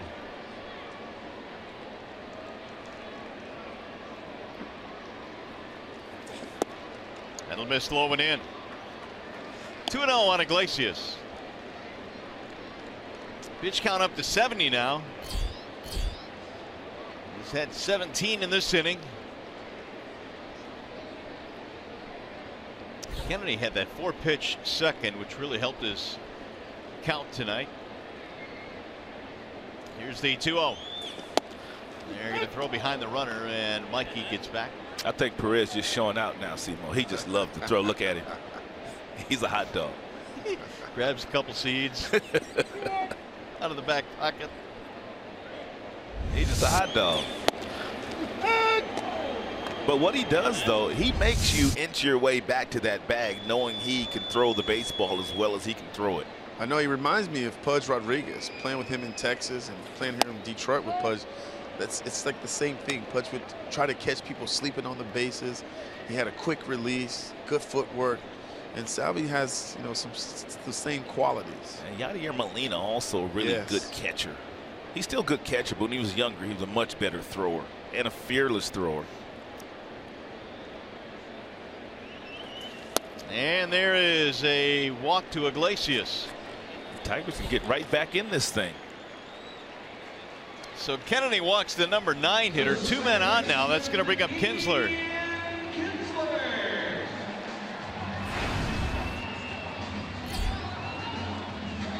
Ian, a couple of flyouts. 0 for 2.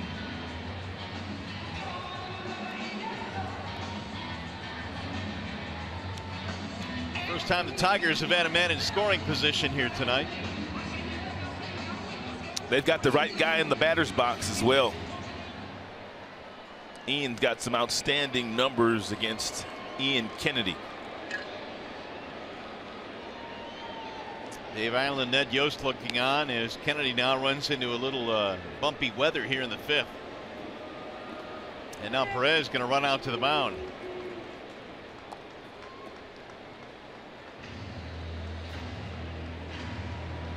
Mentioned Kennedy has had trouble getting into the 7th inning in his starts. He's done it only twice this year. When you look at the numbers career for Ian against Kennedy, pretty good.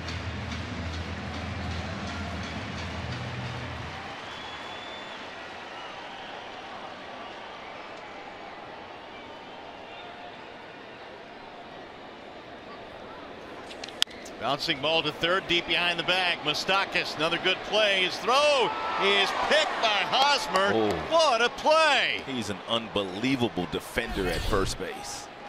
Holy smokes, that was a great play by Hosmer. Inning is over. Simo, we will be seeing you on postgame show as we look at the pick here by Hosmer. We'll see you postgame. See? All right, sounds good, guys. Thank you. All right, still a 5-1 ball game here at Comerica.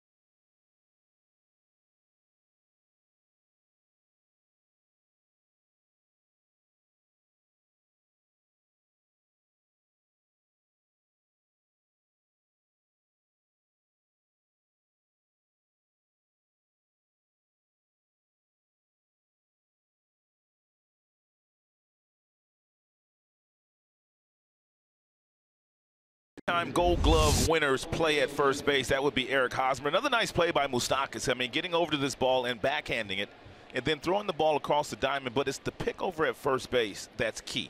And once this ball gets over there, Hosmer decides I have to get back on the outside part of in-foul territory to get the best hop to make that particular play. So just a fine play by their corner infielders. There's a ball stabbed at third base. Castellanos throws high, but in time for the out. Nice play by Miggy. Yeah, because Castellanos not to be outdone by Moustakas. But, Mario, what do you have on this graphic right here? This tells everybody that last year, Eric Hosmer and Miguel Cabrera were the worst as far as defensive runs saved in the American League for first baseman. Hosmer has always been known as one of the best first basemen in our sport. So how in the world do they come up with these numbers? Well, I mean, I don't know. That really surprises me because when he's won 3 Gold Gloves. Right. When you ask people around the league who one of the better fielding first basemen is, they first come up with Hosmer, and Cabrera has been. I mean, he's been solid defensively. Agreed. So agreed. That surprises me.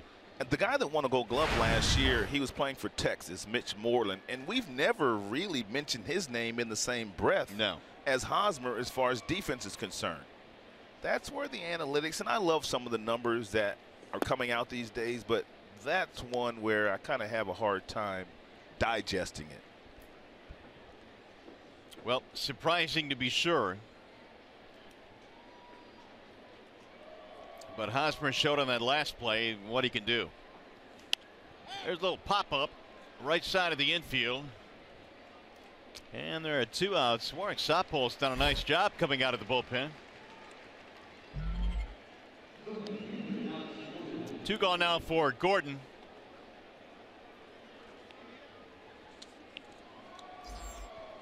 Sopol got him 1-2-3 in the 5th, and he's working on another 1-2-3 here in the 6th.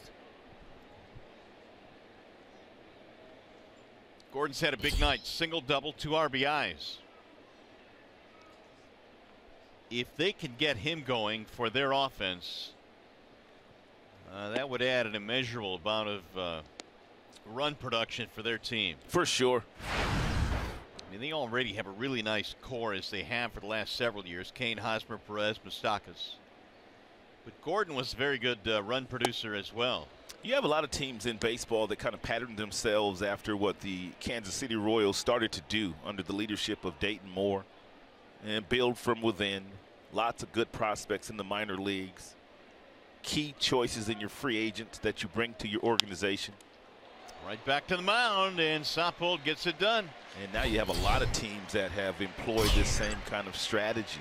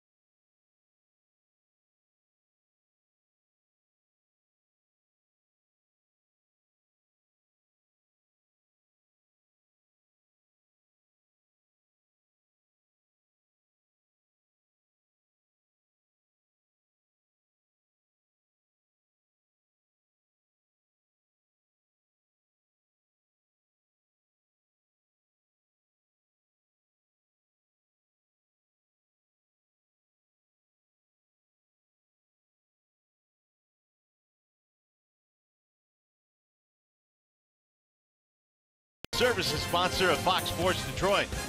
Bell Tire, for tires and auto service. Everybody needs a Bell Tire guy. And by Chevrolet, the most awarded car company 3 years in a row.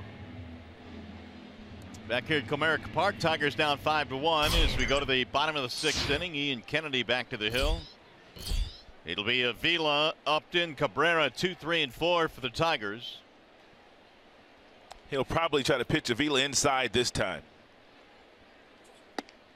High and away, 1 ball and no strikes on Avila. And last time Avila was up, he got a fastball that was away from him at about 91 miles an hour and hit it into the Tigers bullpen for his 11th homer of the season.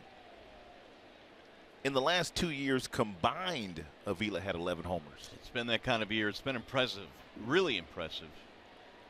The 1-0 pitch is a strike right in the outside corner. It's going to get to the point here real soon, once we get close to the trade deadline, that Papa Avila is going to start to get some calls on son Avila, for sure. There's some teams that are going to call him on Alex. Yeah, I don't think there's any doubt on that. Left-handed hitting catcher, hitting with this kind of power, hitting the ball as hard as he is this year. On the ground, right into the shift, though, to the outfield grass. Merrifield will throw him out. One away. We check in now. Their buddy Johnny Kane. All right, boys. You tell me how we haven't been to Miller Lite Pitchers Pub on one of my assignments yet. But we're headed inside. I'd like to get your drink orders right now. We can bring them up to the booth. I know you're interested, Ron Allen. Whose tab are you going to put it on? How about this? How about one of these? What about this shirt right here, boys? Huh? That's just a fact of life. That's graduating. That's doing the American dream. And now it's hanging out inside the Miller Lite Pitchers Pub. And you're buying, Ron Allen. I will buy. But Johnny, I'll take a Shasta. You got it. Yeah, you got it, man. A lot of Western Michigan Broncos in here. Looks like they're having fun. What a great spot. We got to check that out. Right? Absolutely. Out there in right field. The 0-1 drops in there for a strike. Now 0-2 on Upton. We're going to have to talk to our bosses. And one of these real nice days, we're going to have to pick a place to do another broadcast in the stand somewhere. Well, we were at the New Amsterdam bar a couple of years ago. Yeah. We've done one directly behind home plate. That was cool. That was really cool because we actually talked to Miguel Cabrera during the game while he was on deck. Yeah. 2 gone as Upton strikes out. And meanwhile, Kennedy just quietly getting it done here tonight for his squad. He's thrown a total of 80 pitches, 52 strikeouts. Tigers really have not been able to barrel him up all that consistently this evening. Not up until this point. Here is Miguel. Miggy, a fly ball and a pop-up. Yeah, Miggy hit the ball hard his first time up today. The cane ran down in right center field.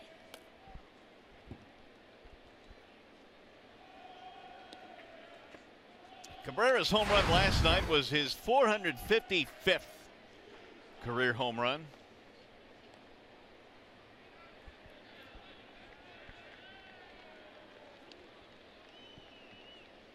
Waiting on the 1-0 pitch. A little bit outside, 2-0 the count. And currently there's only 3 players with 450 homers or more. And Miguel Cabrera and of course Albert Pujols. And we'll tell you the third one a little later. Active guys, you mean? Active, right. Here's the 2-0 pitch. Hammered to right field on a line. That ball hit pretty good. Back to the wall, and it's going to go right over the wall and right over the fence for a 2-out solo shot. Another home run to right field for Cabrera.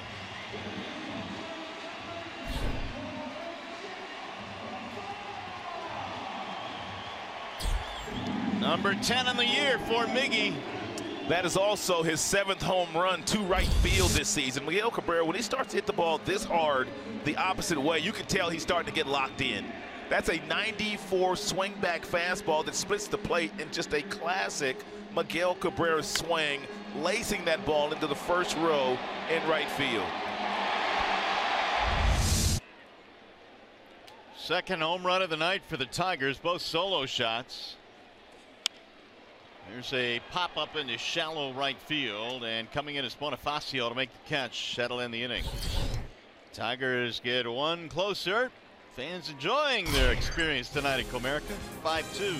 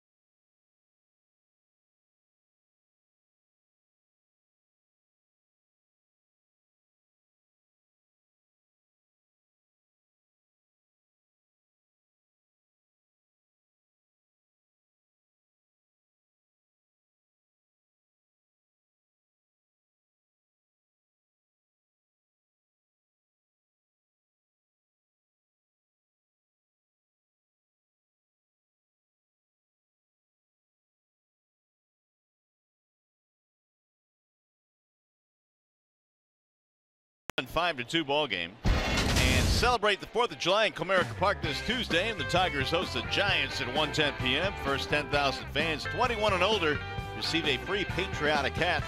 866-66-TIGER, the phone number, or tigers.com. Soppold back to work. Whit Merrifield leads it off. Tigers back to within 3 now. And Merrifield looks at a strike. And you brought this up last half inning. And Soppold has come in and done exactly what you're supposed to do when your starter gets knocked out early. You have to put up enough zeros to allow your team to get back in the game. And the Tigers have gotten back in the game. They've scored a couple of runs in the last couple of innings.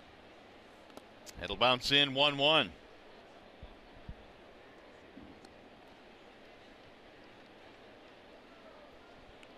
Soppold has retired 7 straight. He walked the first man he faced, Bonifacio, then loaded the bases in the 4th, but they got Kane to line out to left. Merrifield in this game has an infield single and 3 at bats. It'll tap her right back to the mound. Soppold, nice play. Let's check in now with John Keating. Mario, it's a game break. It's brought to you by Chrysler, and it was at the invitation of Mario Impemba that Alex Wilson and Shane Green and Daniel Stump and John Hicks of the Tigers visited the Veterans Administration Medical Center here in downtown Detroit.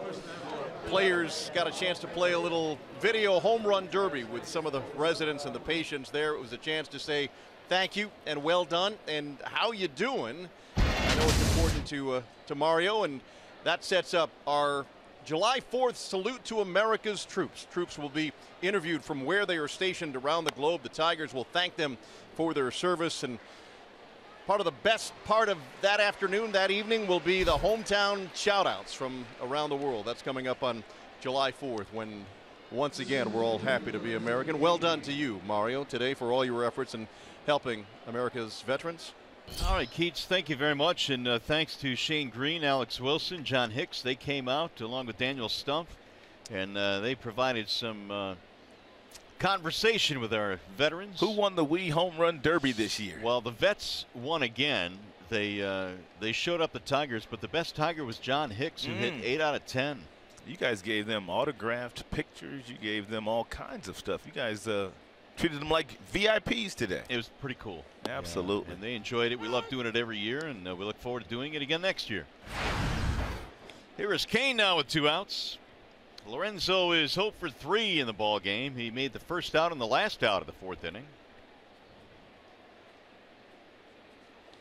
That'll miss low and away. 1 ball and 1 strike on Kane. Daniel Norris left the ball game in the 4th inning. Soppold took over to get that final out of the 4th.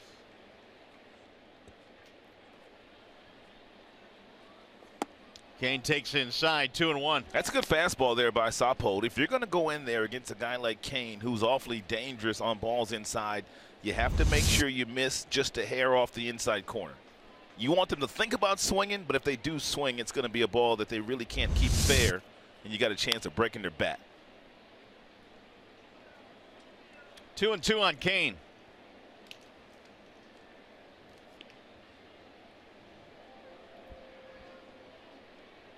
Three against the Royals. Then the Indians coming to town for 4 over the weekend, including a doubleheader on Saturday. That'll be a big series. And last time I looked, the Indians were winning their game today. Kane chops one to third base. Going to be a tough play.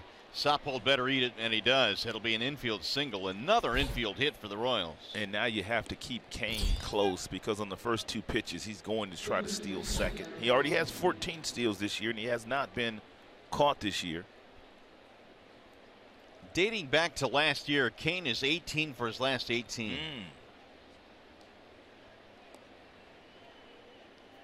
Rusty Kuntz is the first base coach. He also handles the base runners and the outfielders, and man, he's one of the best in the sport. He has been for a long, long time. Former Tiger, he was on the '84 championship team.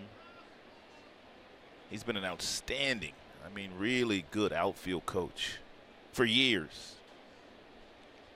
You know Rusty, don't you? And is a better man. Yeah, he's a really good man. He's a wonderful human being. He's been trying to retire for the last 3 years, but Dayton Moore won't let him retire, man. very highly thought of, and you know what? The game gets in your blood. It really is hard to step away. One of the nicest men you will ever meet. Ever meet. We were teammates in rookie ball in 1977. Really? Teammates. Where? Rookie ball in 1977. In Florida, Sarasota, Florida. Yep. He was a senior out of college, so he was already like 23 years old. I was 17 years old, and we were teammates. We had a lot of fun together. 1 ball and no strikes on Hosmer.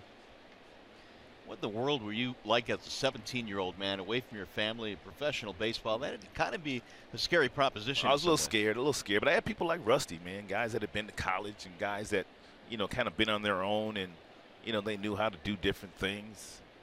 And I leaned on those college kids. I really did. Yeah. They taught me some bad habits, too, now. Anything you want to share? No, I ain't gonna. You know how you college kids are. I didn't think so. 2-0 on Hosmer. Be careful here. It's my man, Rusty. There they are, teammates. We'll go way back. Here's the 2-0. Outside, 3-0 now on Hosmer.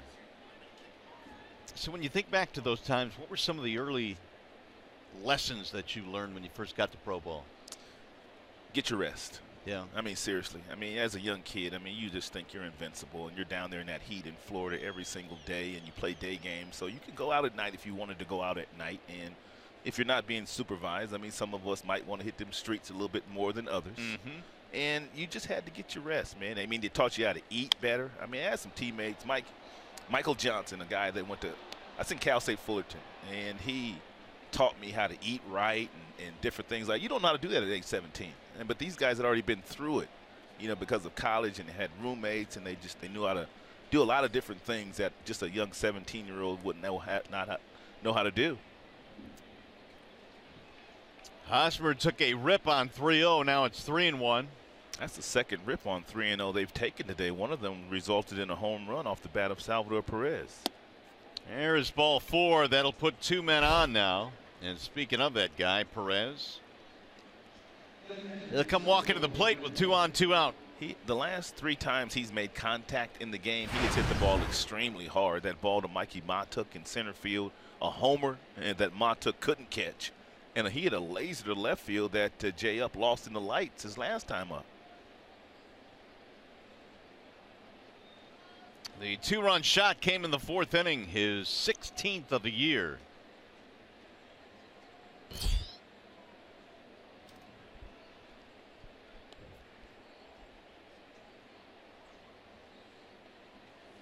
I think most teams, if they can get a catcher coming through their system with the skill set of Perez defensively, have to be ecstatic. But when you throw on top the offense that he provides, that's a big-time player.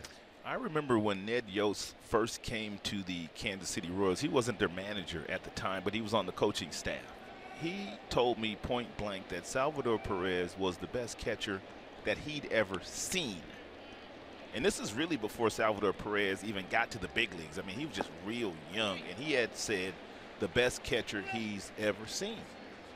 Well, they signed Perez to that long-term deal, and then right after they signed him, he had the knee injury, and they thought, uh-oh. But he rehabbed that knee injury, no problem, and he's gone on to be an all-star. But how about this, though? He signed that really friendly deal, which was a great deal for the ball club. Didn't they tear that up and give him another deal? They did, yeah. They didn't have to do that. No, but you're right. And I think that it probably was the right thing to do to show the player. They had him under contract for very favorable terms, but he's meant so much to them. The 0-2 is outside. He thought about offering, didn't do it. 1-2 on Perez. 2 on, 2 out here in the 7th. 5-2 Royals.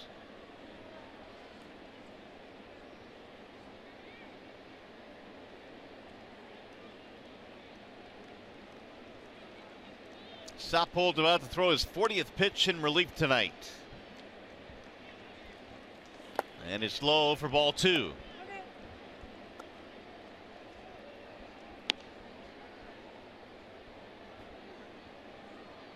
Warwick had retired 9 straight before the infield single by Lorenzo Cain here in the 7th. Here's the breakdown at Warwick.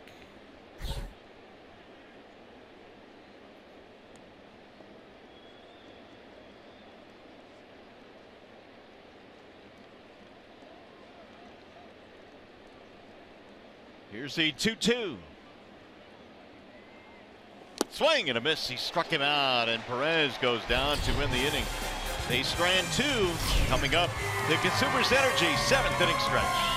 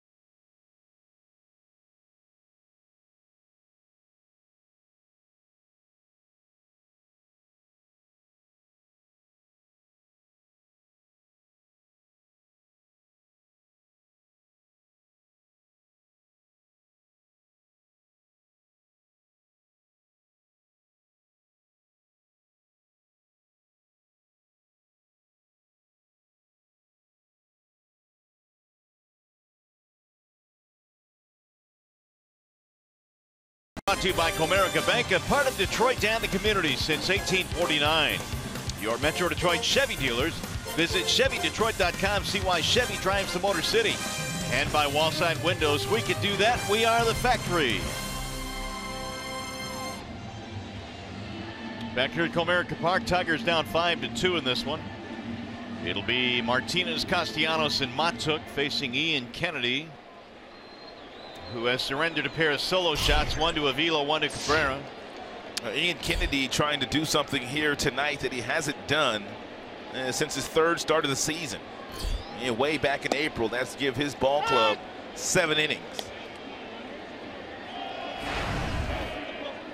Well, victory's gotten him twice, fly out and a strikeout, and Martinez has returned to the Tigers lineup tonight after spending some time on the disabled list with an irregular heartbeat. And Vimard looks at a ball low, 1 ball and 1 strike.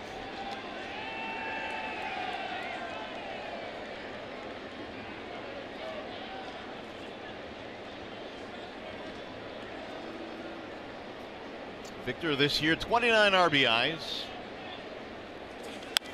Skies this one foul back out of play, 1 ball and 2 strikes. That's an encouraging swing right here by Victor Martinez. It's a 1-1 fastball. It's in the low 90s, but a really good quick swing by Victor. He just missed it.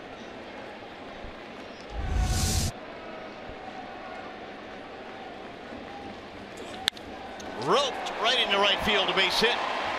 And a leadoff single here in the 7th. Time now for the Unlimited Baseball break, brought to you by T-Mobile. Happenings from around the major leagues. Max Scherzer, his last 7 starts, he's got an ERA of 1. Hello, Chief. It's Max. Ron Darling. Did you hear these remarks by Darling? Yeah, I did. I listened to the remarks by Ron Darling. I guess he was real passionate about all the injuries that the Mets players have had this year, and I think he was referring to some other injuries that other players in baseball have had. 32 leadoff home runs this month, major leagues, most of any month in history. Here's the foul back out of play by Castellanos. And basically what Ron Darling said was that he thought that the trainers these days on some teams, and the Tigers do not fall into this category at all, but some of the trainers on other teams and don't necessarily know how to keep a baseball player on the field because and they don't know how to train a baseball athlete. Bouncing ball to third, scooped there by Moustakas to second, one, and a double play, and that was a nifty pick by Mike Moustakas. He's been picking and grinning down at third base all night, and tonight he's made several really good plays. He's got 20 homers and he's playing Gold Glove third base. Plays like that are so valuable late in games. Made it look easy.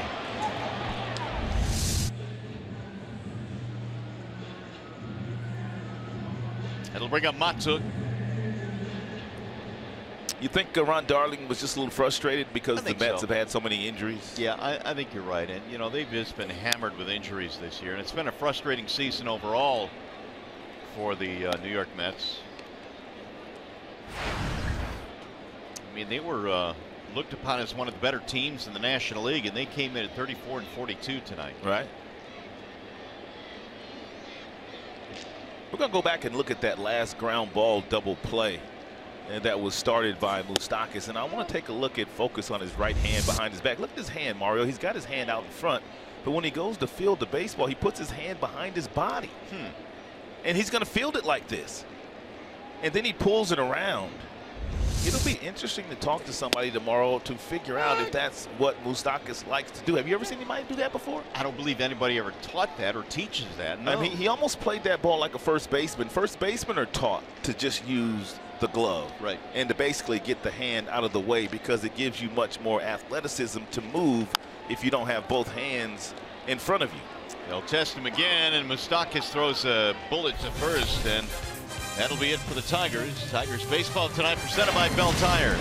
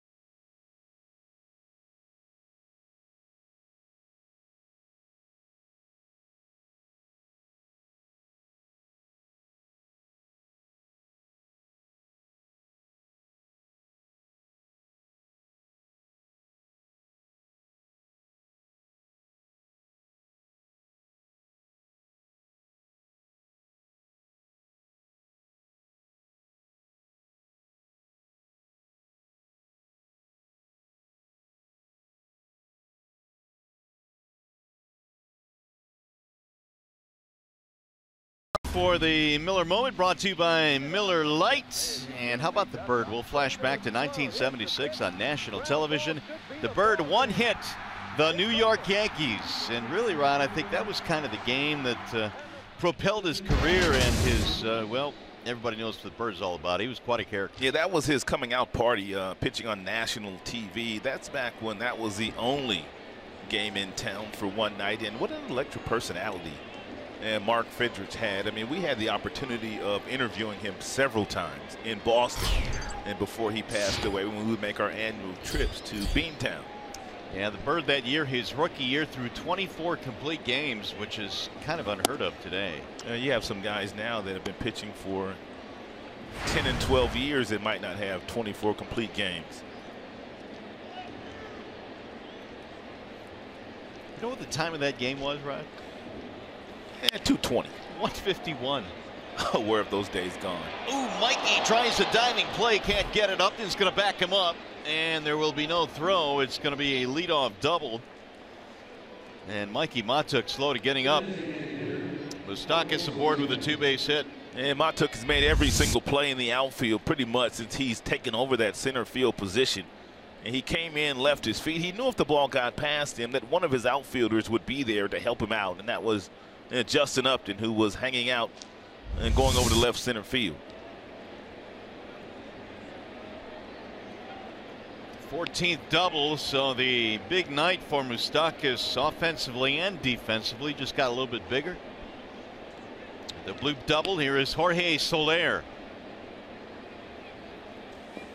That'll dive in for a strike.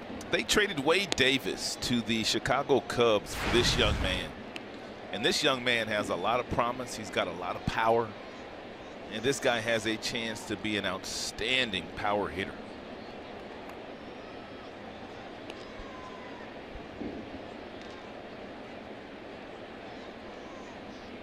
I'll tell you this much, Soler was mashing at AAA this year. 324, 31 RBIs this season. And he did that in 31 games. Well, when he finally comes to the big leagues for good and they decide to give him 4 at-bats a game once he cuts down all the strikeouts, this guy is going to hit you 30 homers a year. He's got that kind of power. Little chopper to third. Flattened out for Castellanos, who throws him out. Runner holds. Unable to advance him. One gone. Hey, don't forget to vote today, vote tomorrow, vote Tigers for the 2017 All-Stars with the Esurance MLB All-Star Game ballot. Vote at tigers.com/vote. Catch all of the excitement of the 88th MLB All-Star Game presented by MasterCard July 11th live on Fox. Here is Alcides Escobar. 2 out of 3, double. Single, 2 runs scored for Escobar. Royals now have 10 hits on the night. Checked it. He went around. Strike one. Escobar didn't like it. Got a crooked look down there for first base umpire Dan Iasonia.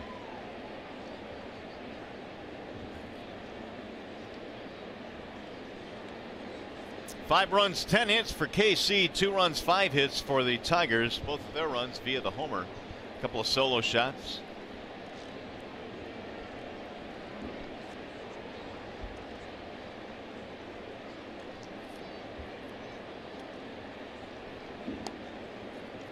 Warwick Saupold has been on in this game since the 4th inning. Good stop there by Avila. So Warwick is chewing up some innings tonight. That's a good thing. Tiger starter bounced early, Daniel Norris. And Tigers know they have the Indians coming to town over the weekend, and they have that doubleheader, as you mentioned.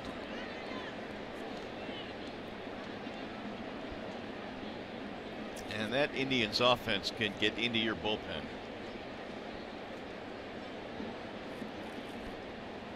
One ball, one strike on Alcides Escobar. I think they're going to call Boyd up to pitch one of those games on Saturday. It'll be Boyd and Zimmerman on Saturday, and I would assume that Zimmerman, being the veteran, can choose whichever game he wants to pitch, either the day game or the night game.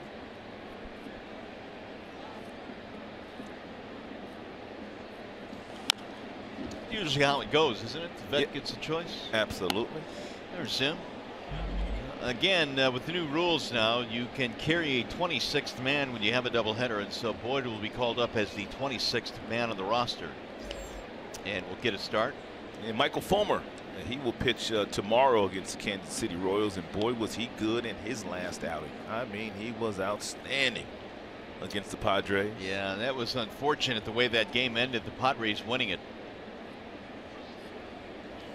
Ground ball to short, or to third, I should say, and there's a barehanded play. Nick's throw is going to be off the mark. Really a tough play there with Escobar running. It'll be an infield hit. So that's going to put him at first and third now with 1 out. And Escobar has a 3-hit game. He has been swinging the bat a lot better. Escobar, he still batting about 210, 215, but in the last couple of weeks, that batting average is well over 300.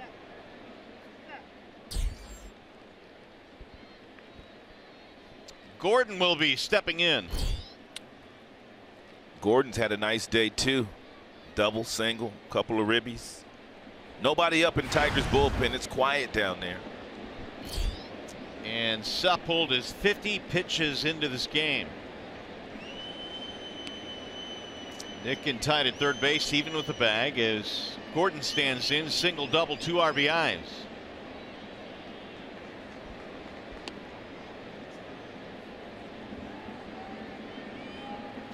Swing and a miss, 0-1.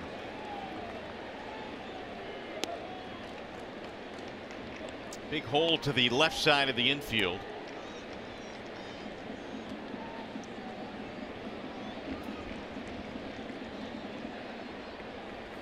Gordon got the Royals on the board with an RBI single in the third, then doubled in.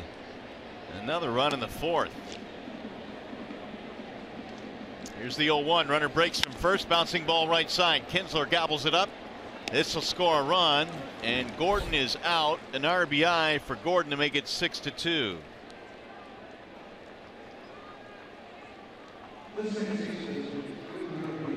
So Moustakas comes in, scoring his second run of the game. And the third RBI for Gordon.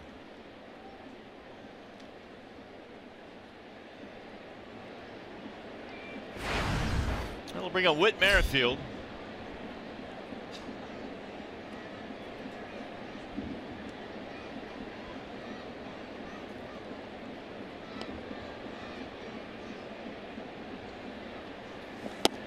That is in there, a strike. Suppold now with 4 innings in relief. That'll match his career high.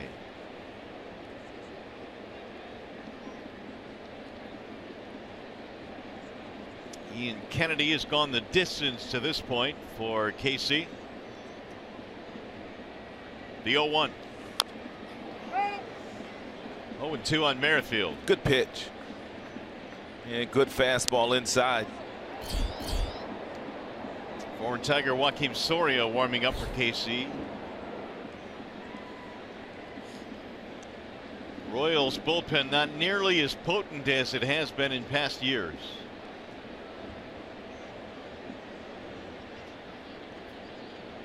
Kennedy's done all the heavy lifting himself so far in this game, just the 2 solo homers allowed. Having a nice conversation there with his pitching coach, Dave Island.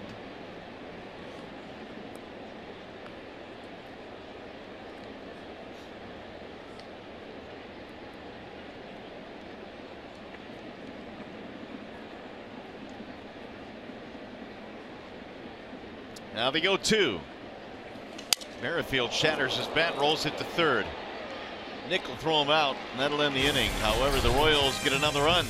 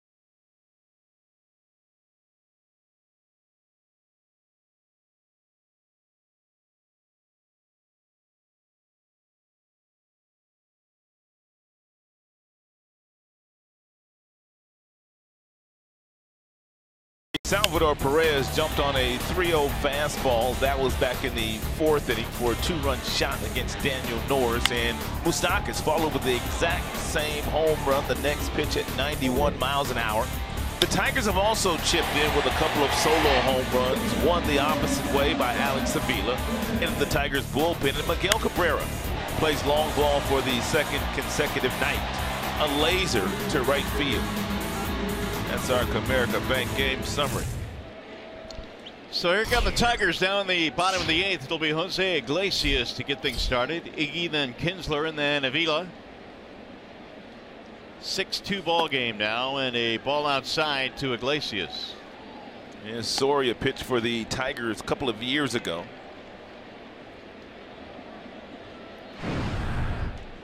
And he's pitching in his 33rd game this year in his 2nd tour of duty. And with the Kansas City Royals, his 1st tour of duty with Kansas City, he was a brilliant closer. Yeah, 1 year had 43 saves, 42 another season. Really good when he first came up. 1 ball and 1 strike. Iggy slices one to right field on a line. That ball going to get down. Nice cutoff there by Bonifacio to hold him to a single. It really was a nice play by Bonifacio because he was playing Iglesias straight up in right field and hit a laser to right field, but he took the right angle to get there. He didn't cut across. He cut toward the scoreboard in center field. Look at the angle that he takes. And that's the only reason why he's able to cut that ball off, is because of that angle that he took. That is a really nice play.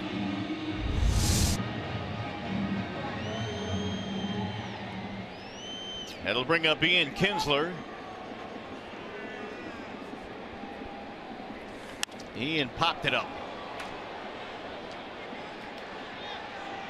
And Kane will make the play.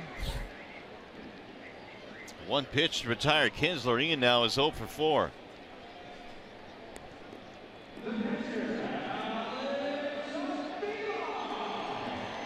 That'll bring up Avila now. Alex hit a homer back in the 4th. And yes, it went to the opposite field. And the power he has shown this year is one thing, Rod, but the power oppo, as they say in baseball, has been amazing. It's been incredible.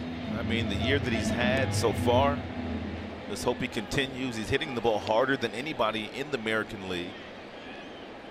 His hard hit bat speed is way up there. And fastballs 95 and above, he's been killing those. Soria delivers low, 1-0. It's good to see, though. The 5 homers here by Avila against the traffic. That would be the opposite way.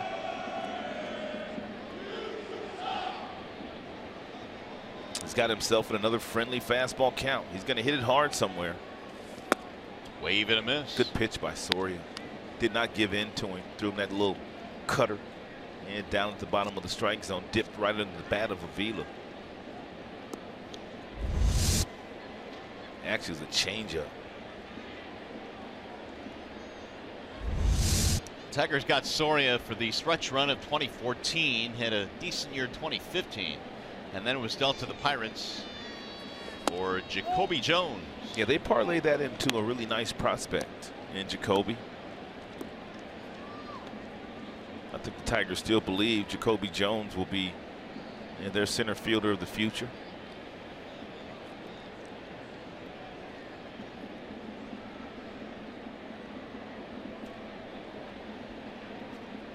Here's the 2-1. Bouncing ball right side. Merrifield will go to second, 1. Relay to first, not in time. They get the lead runner. 2 gone now as Avila is aboard in the fielder's choice. Here is the upcoming matchup presented by Wallside Windows. You mentioned this a little bit earlier. It's going to be Michael Fulmer on the hill for the Tigers, and Jake Junis will go for KC. Well, Fulmer, I mean, every time that he toes the rubber for the Tigers, he gives them a legitimate chance of winning the game. He checks in with a 500 record, 6-6, but he's pitched much better than that. And you see the ERA is just a shade over 3 with 71 strikeouts. Very impressive, Michael Fulmer. You'll get the call in the finale day game here tomorrow at the ballpark. It's always nice to play a day game on Thursday. Get out to dinner with your family at night. Agreed. You don't get many nights off in baseball. You get Sunday nights off, and occasionally you play a day game at Comerica. You get a Thursday off, so it's always nice. And there are some teams, Seattle, Houston, they give you night games on travel days. Yeah, and a lot of times the Tigers travel on Sunday, so that kind of takes away the night at home, going to that next city.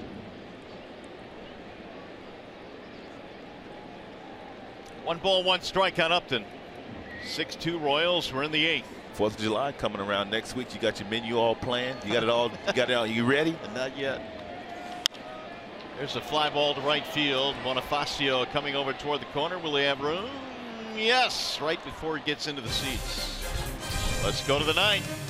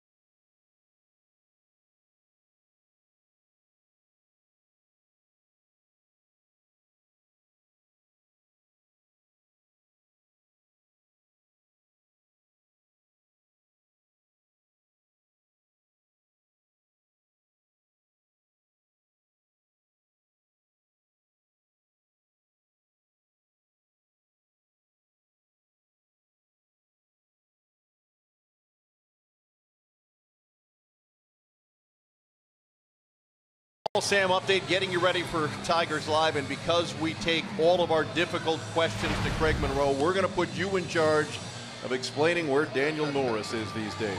Well, the young fella had a tough night tonight. Early in this contest, guys, command was there. Later on, he started to fall behind, 3-0, 1-0. It didn't cost him on a fastball over the heart of the plate. It was Salvador Perez, it was Moustakas. We're going to dive all into it, though, in the postgame show. I'm not talking just tonight, but in general, based on his season, where is Daniel Norris? That's among the topics we'll tackle on Tigers Live. Of course, we'll take you into the clubhouse. Postgame thoughts from Norris and Brad Ausmus and others tonight, right after Mario and Rod are done working. Guys?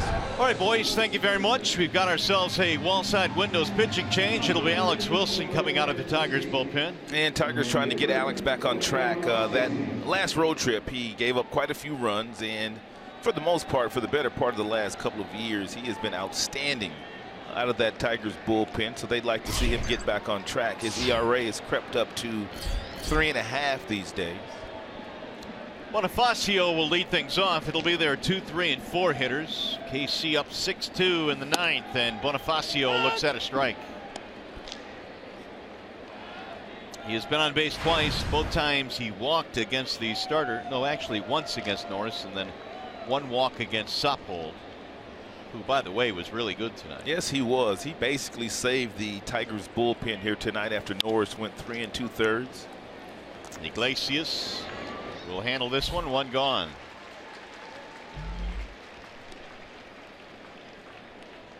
Here's Lorenzo Cain.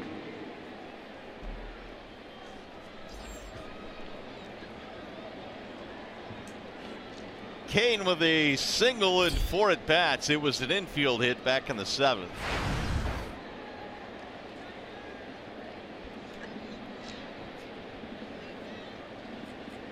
.283 batting average for Cain. Slice to right field, and that ball is going to get down and go to the wall. It'll be extra bases. Cain is on his way to second, cruising in with a double. Yeah, I told you earlier that Lorenzo Cain does his best work away from Kauffman Stadium. Well, he's got a 2-hit night tonight here at Comerica. Part of a big month of June for Cain, who came in batting .341 this month. They've had several players that have had really good months of June. Hosmer really got it going back in May, but he was the only one that got hot in May. The rest of the guys picked it up in June. Infield playing to pull on Hosmer.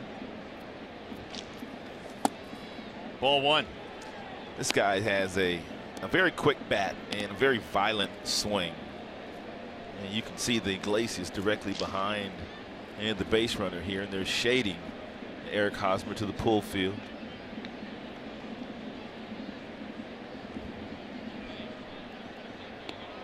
That doubled by Cain, the 12th hit for the Royals in this game.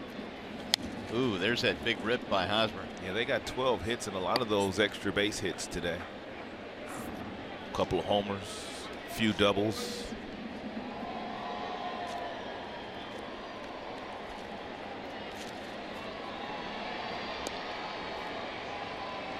Sappold gives way to Alex Wilson here in the 9th. Still trying to get used to Wilson without his beard. Want to change his luck up a little bit. Yep. Shaved it on the road trip in Seattle. Yeah. Players are superstitious. Shane Green, who had some, well, let's say a full head of hair, decided to shave his hair in Seattle. Iglesias shaved all his hair off too. McCarthy warming up in the bullpen for Kansas City.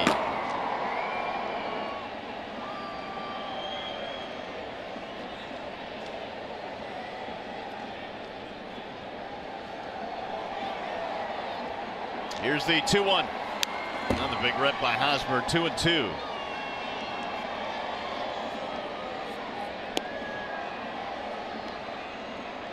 You ever do anything to turn your luck in the minor leagues, whether it's your luck or the team's luck, or in the big leagues? Let me think. I mean, nothing extravagant. Nothing like shaking your head or anything. Maybe like taking a shower in my uniform or something like that, you know, to wash all the bad swings out of it or something, you know what I mean?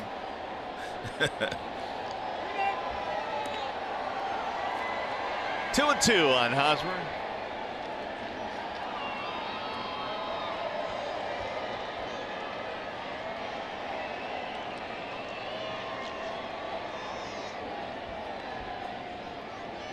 Hosmer a single and a walk in this game, and now Wilson again takes too long, so Eric steps out.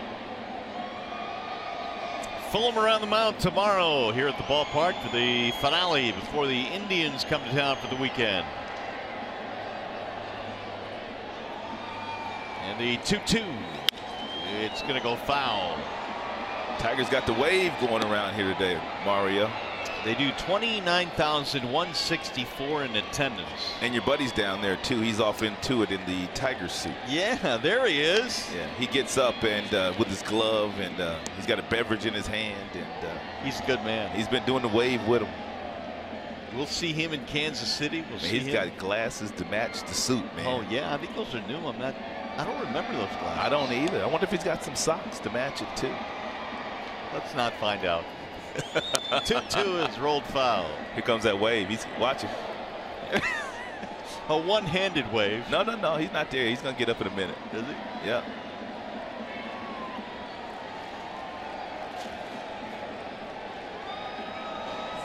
When he comes to KC, one of my favorite signs is the Gene Lamont fan club sign. Right.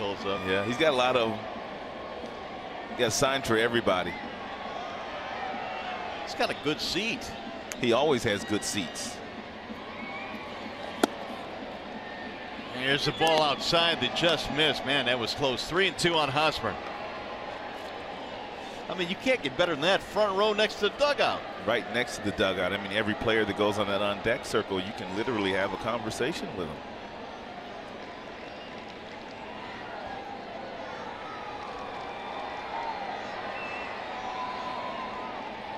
Three and 2 on Hosmer. 1 on, 1 out. We're in the 9th. Ground ball right side, a foul ball.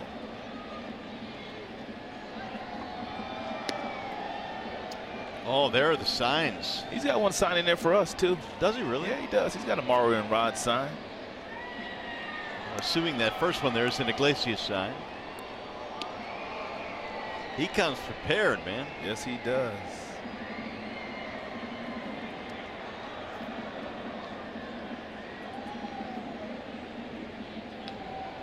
Tigers got to get him a win tonight.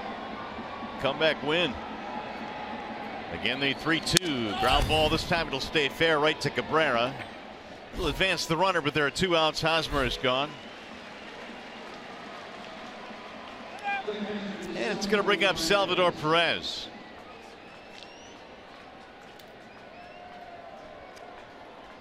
Two-run shot in the 4th inning.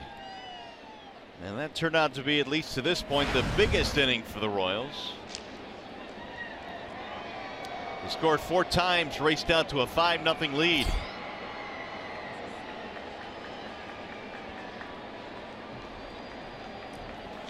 There's a drive toward the gap in left center field. That ball is going to get down and go to the wall. Salvador, stop it, please. Another run will score. Kane comes in, and Perez just, well, he won't quit it. That's his 3rd RBI of the night. Salvador Perez is turning into the new Tiger killer. Agreed. I mean, there's a fastball at the bottom of the strike zone. It's outside. He takes that ball and hits it back to the pull field, and it short hops the gate in left center field. 92, an absolute seed off the gate. So Moustakas will get the intentional walk. They'll put him on and try their luck with Soler. It's been a rough go for Alex lately. We brought it up when he came into the contest. The last number of times he's gone out there, he's given up some runs. Yeah, it's been a bad stretch. He's got Soler now with 2 on and 2 out. A run in.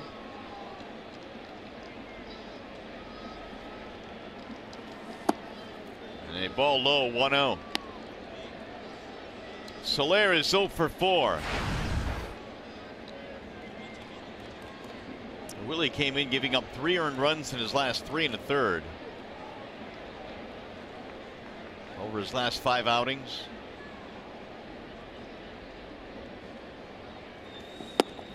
In there, a strike called. 1-1 on Soler. And good fastball at 93, located down and away to Soler. And the 2 pitches that they have thrown him have both been in that same area.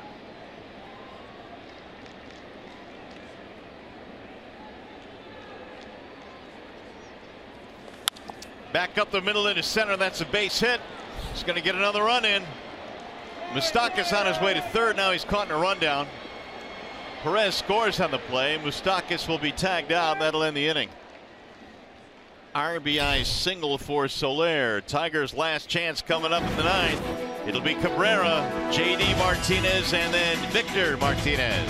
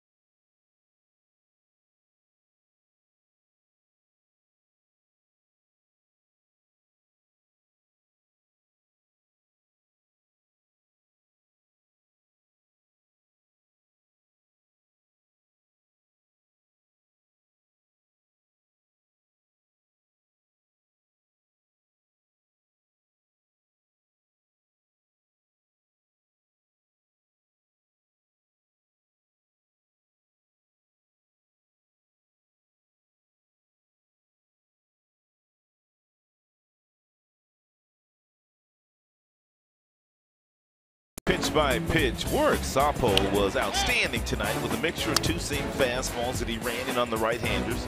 And then he would crisscross that with that slide piece down and away from the righties. Fastballs up to the lefties. What a job he did here today. He came in the 4th inning, and he stayed until the 8th inning and pitched a marvelous game here today, keeping the Tigers right where they needed to be.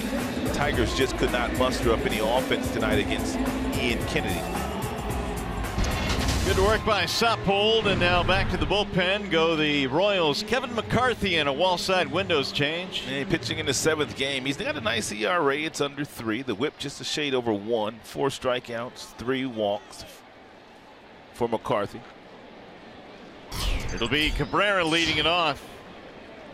8-2 ball game. Royals lead by 6 going to the bottom of the 9th, and ball 1 to Miguel.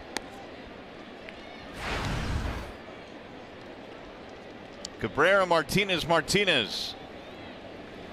Miggy with a solo shot in the 6th inning. His only hit tonight, 1 for 3. And Cabrera has another hit, single to right field. When he starts to do what he has done his last couple of at-bats, and really you can go back to the home run last night and even the first out he made tonight against Kane, Miguel Cabrera is starting to get locked in again. He clears those hips out of the way, and that allows him to get the bat through the strike zone. He's not tying himself up as he was on the current road trip through Seattle and San Diego. Now J.D. Martinez, who is 0 for 3. And McCarthy misses low, 1-0.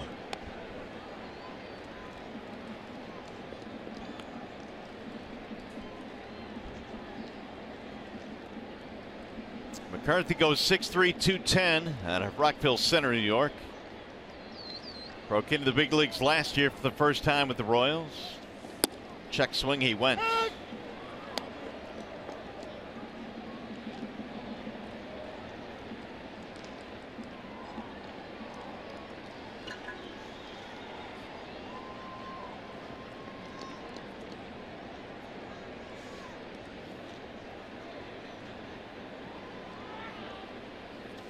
JD takes the ball low and away. 2-1 the count. Just in case they have Kelvin Herrera beginning to loosen in their bullpen. They'd obviously rather not use it. And then Yost not taking any chances at all here, up by 6. Bouncer right back to the mound. This could be 2. There's 1 and there's 2. It's a 1-4-3 double play. Yeah, Royals trying to keep pace with the Cleveland Indians and also the Minnesota Twins, and both of those teams are winning their games tonight. What do you got on Minnesota, man? I know about a month ago or so, most people were thinking, you know what, they're not going to stay in this thing. But you know what? They've stayed in it. Well, I'll tell you this. I mean, you look at the rotation, you wonder how. Now, Santana's had a great year, but the kid Barrios is really pitching well, and he's come up and give their rotation a shot in the arm. He's pitching like a front-of-the-line guy. And Byron Buxton may not be having the best offensive year, but he makes a difference in center field. Their road record, Minnesota, is 23-11. They're getting it done on the road. V-Mart looks at a ball outside.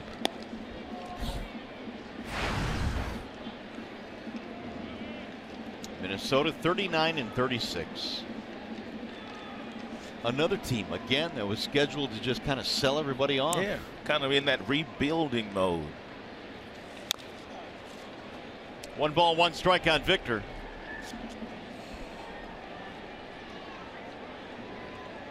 Merrifield, the second baseman, is playing about as deep as you can humanly play. Well, he's used to playing right field anyway because he has played some outfield. He's right at home out there. He's creeping in now to take away the bunt, apparently. 1 ball, 1 strike on Martinez. Chopper to the right side. Hosmer will come in. He'll take it himself, and the Royals are going to win game 2 in the series. Final score is 8-2. Now we send you to the Coliseum Studios. John Keating standing by with Tigers live postgame. All right, Mario, thanks. Yeah, the tone for this one was set early by a start for Daniel Norris in which he wasn't sharp. Eric Hosmer helped their starter Ian Kennedy with his stellar defensive play at first base. We'll talk of Apo Tacos taking home run balls the other way. And you'll hear, as you always do, from Brad Ausmus on Tigers Live, which starts in just a moment.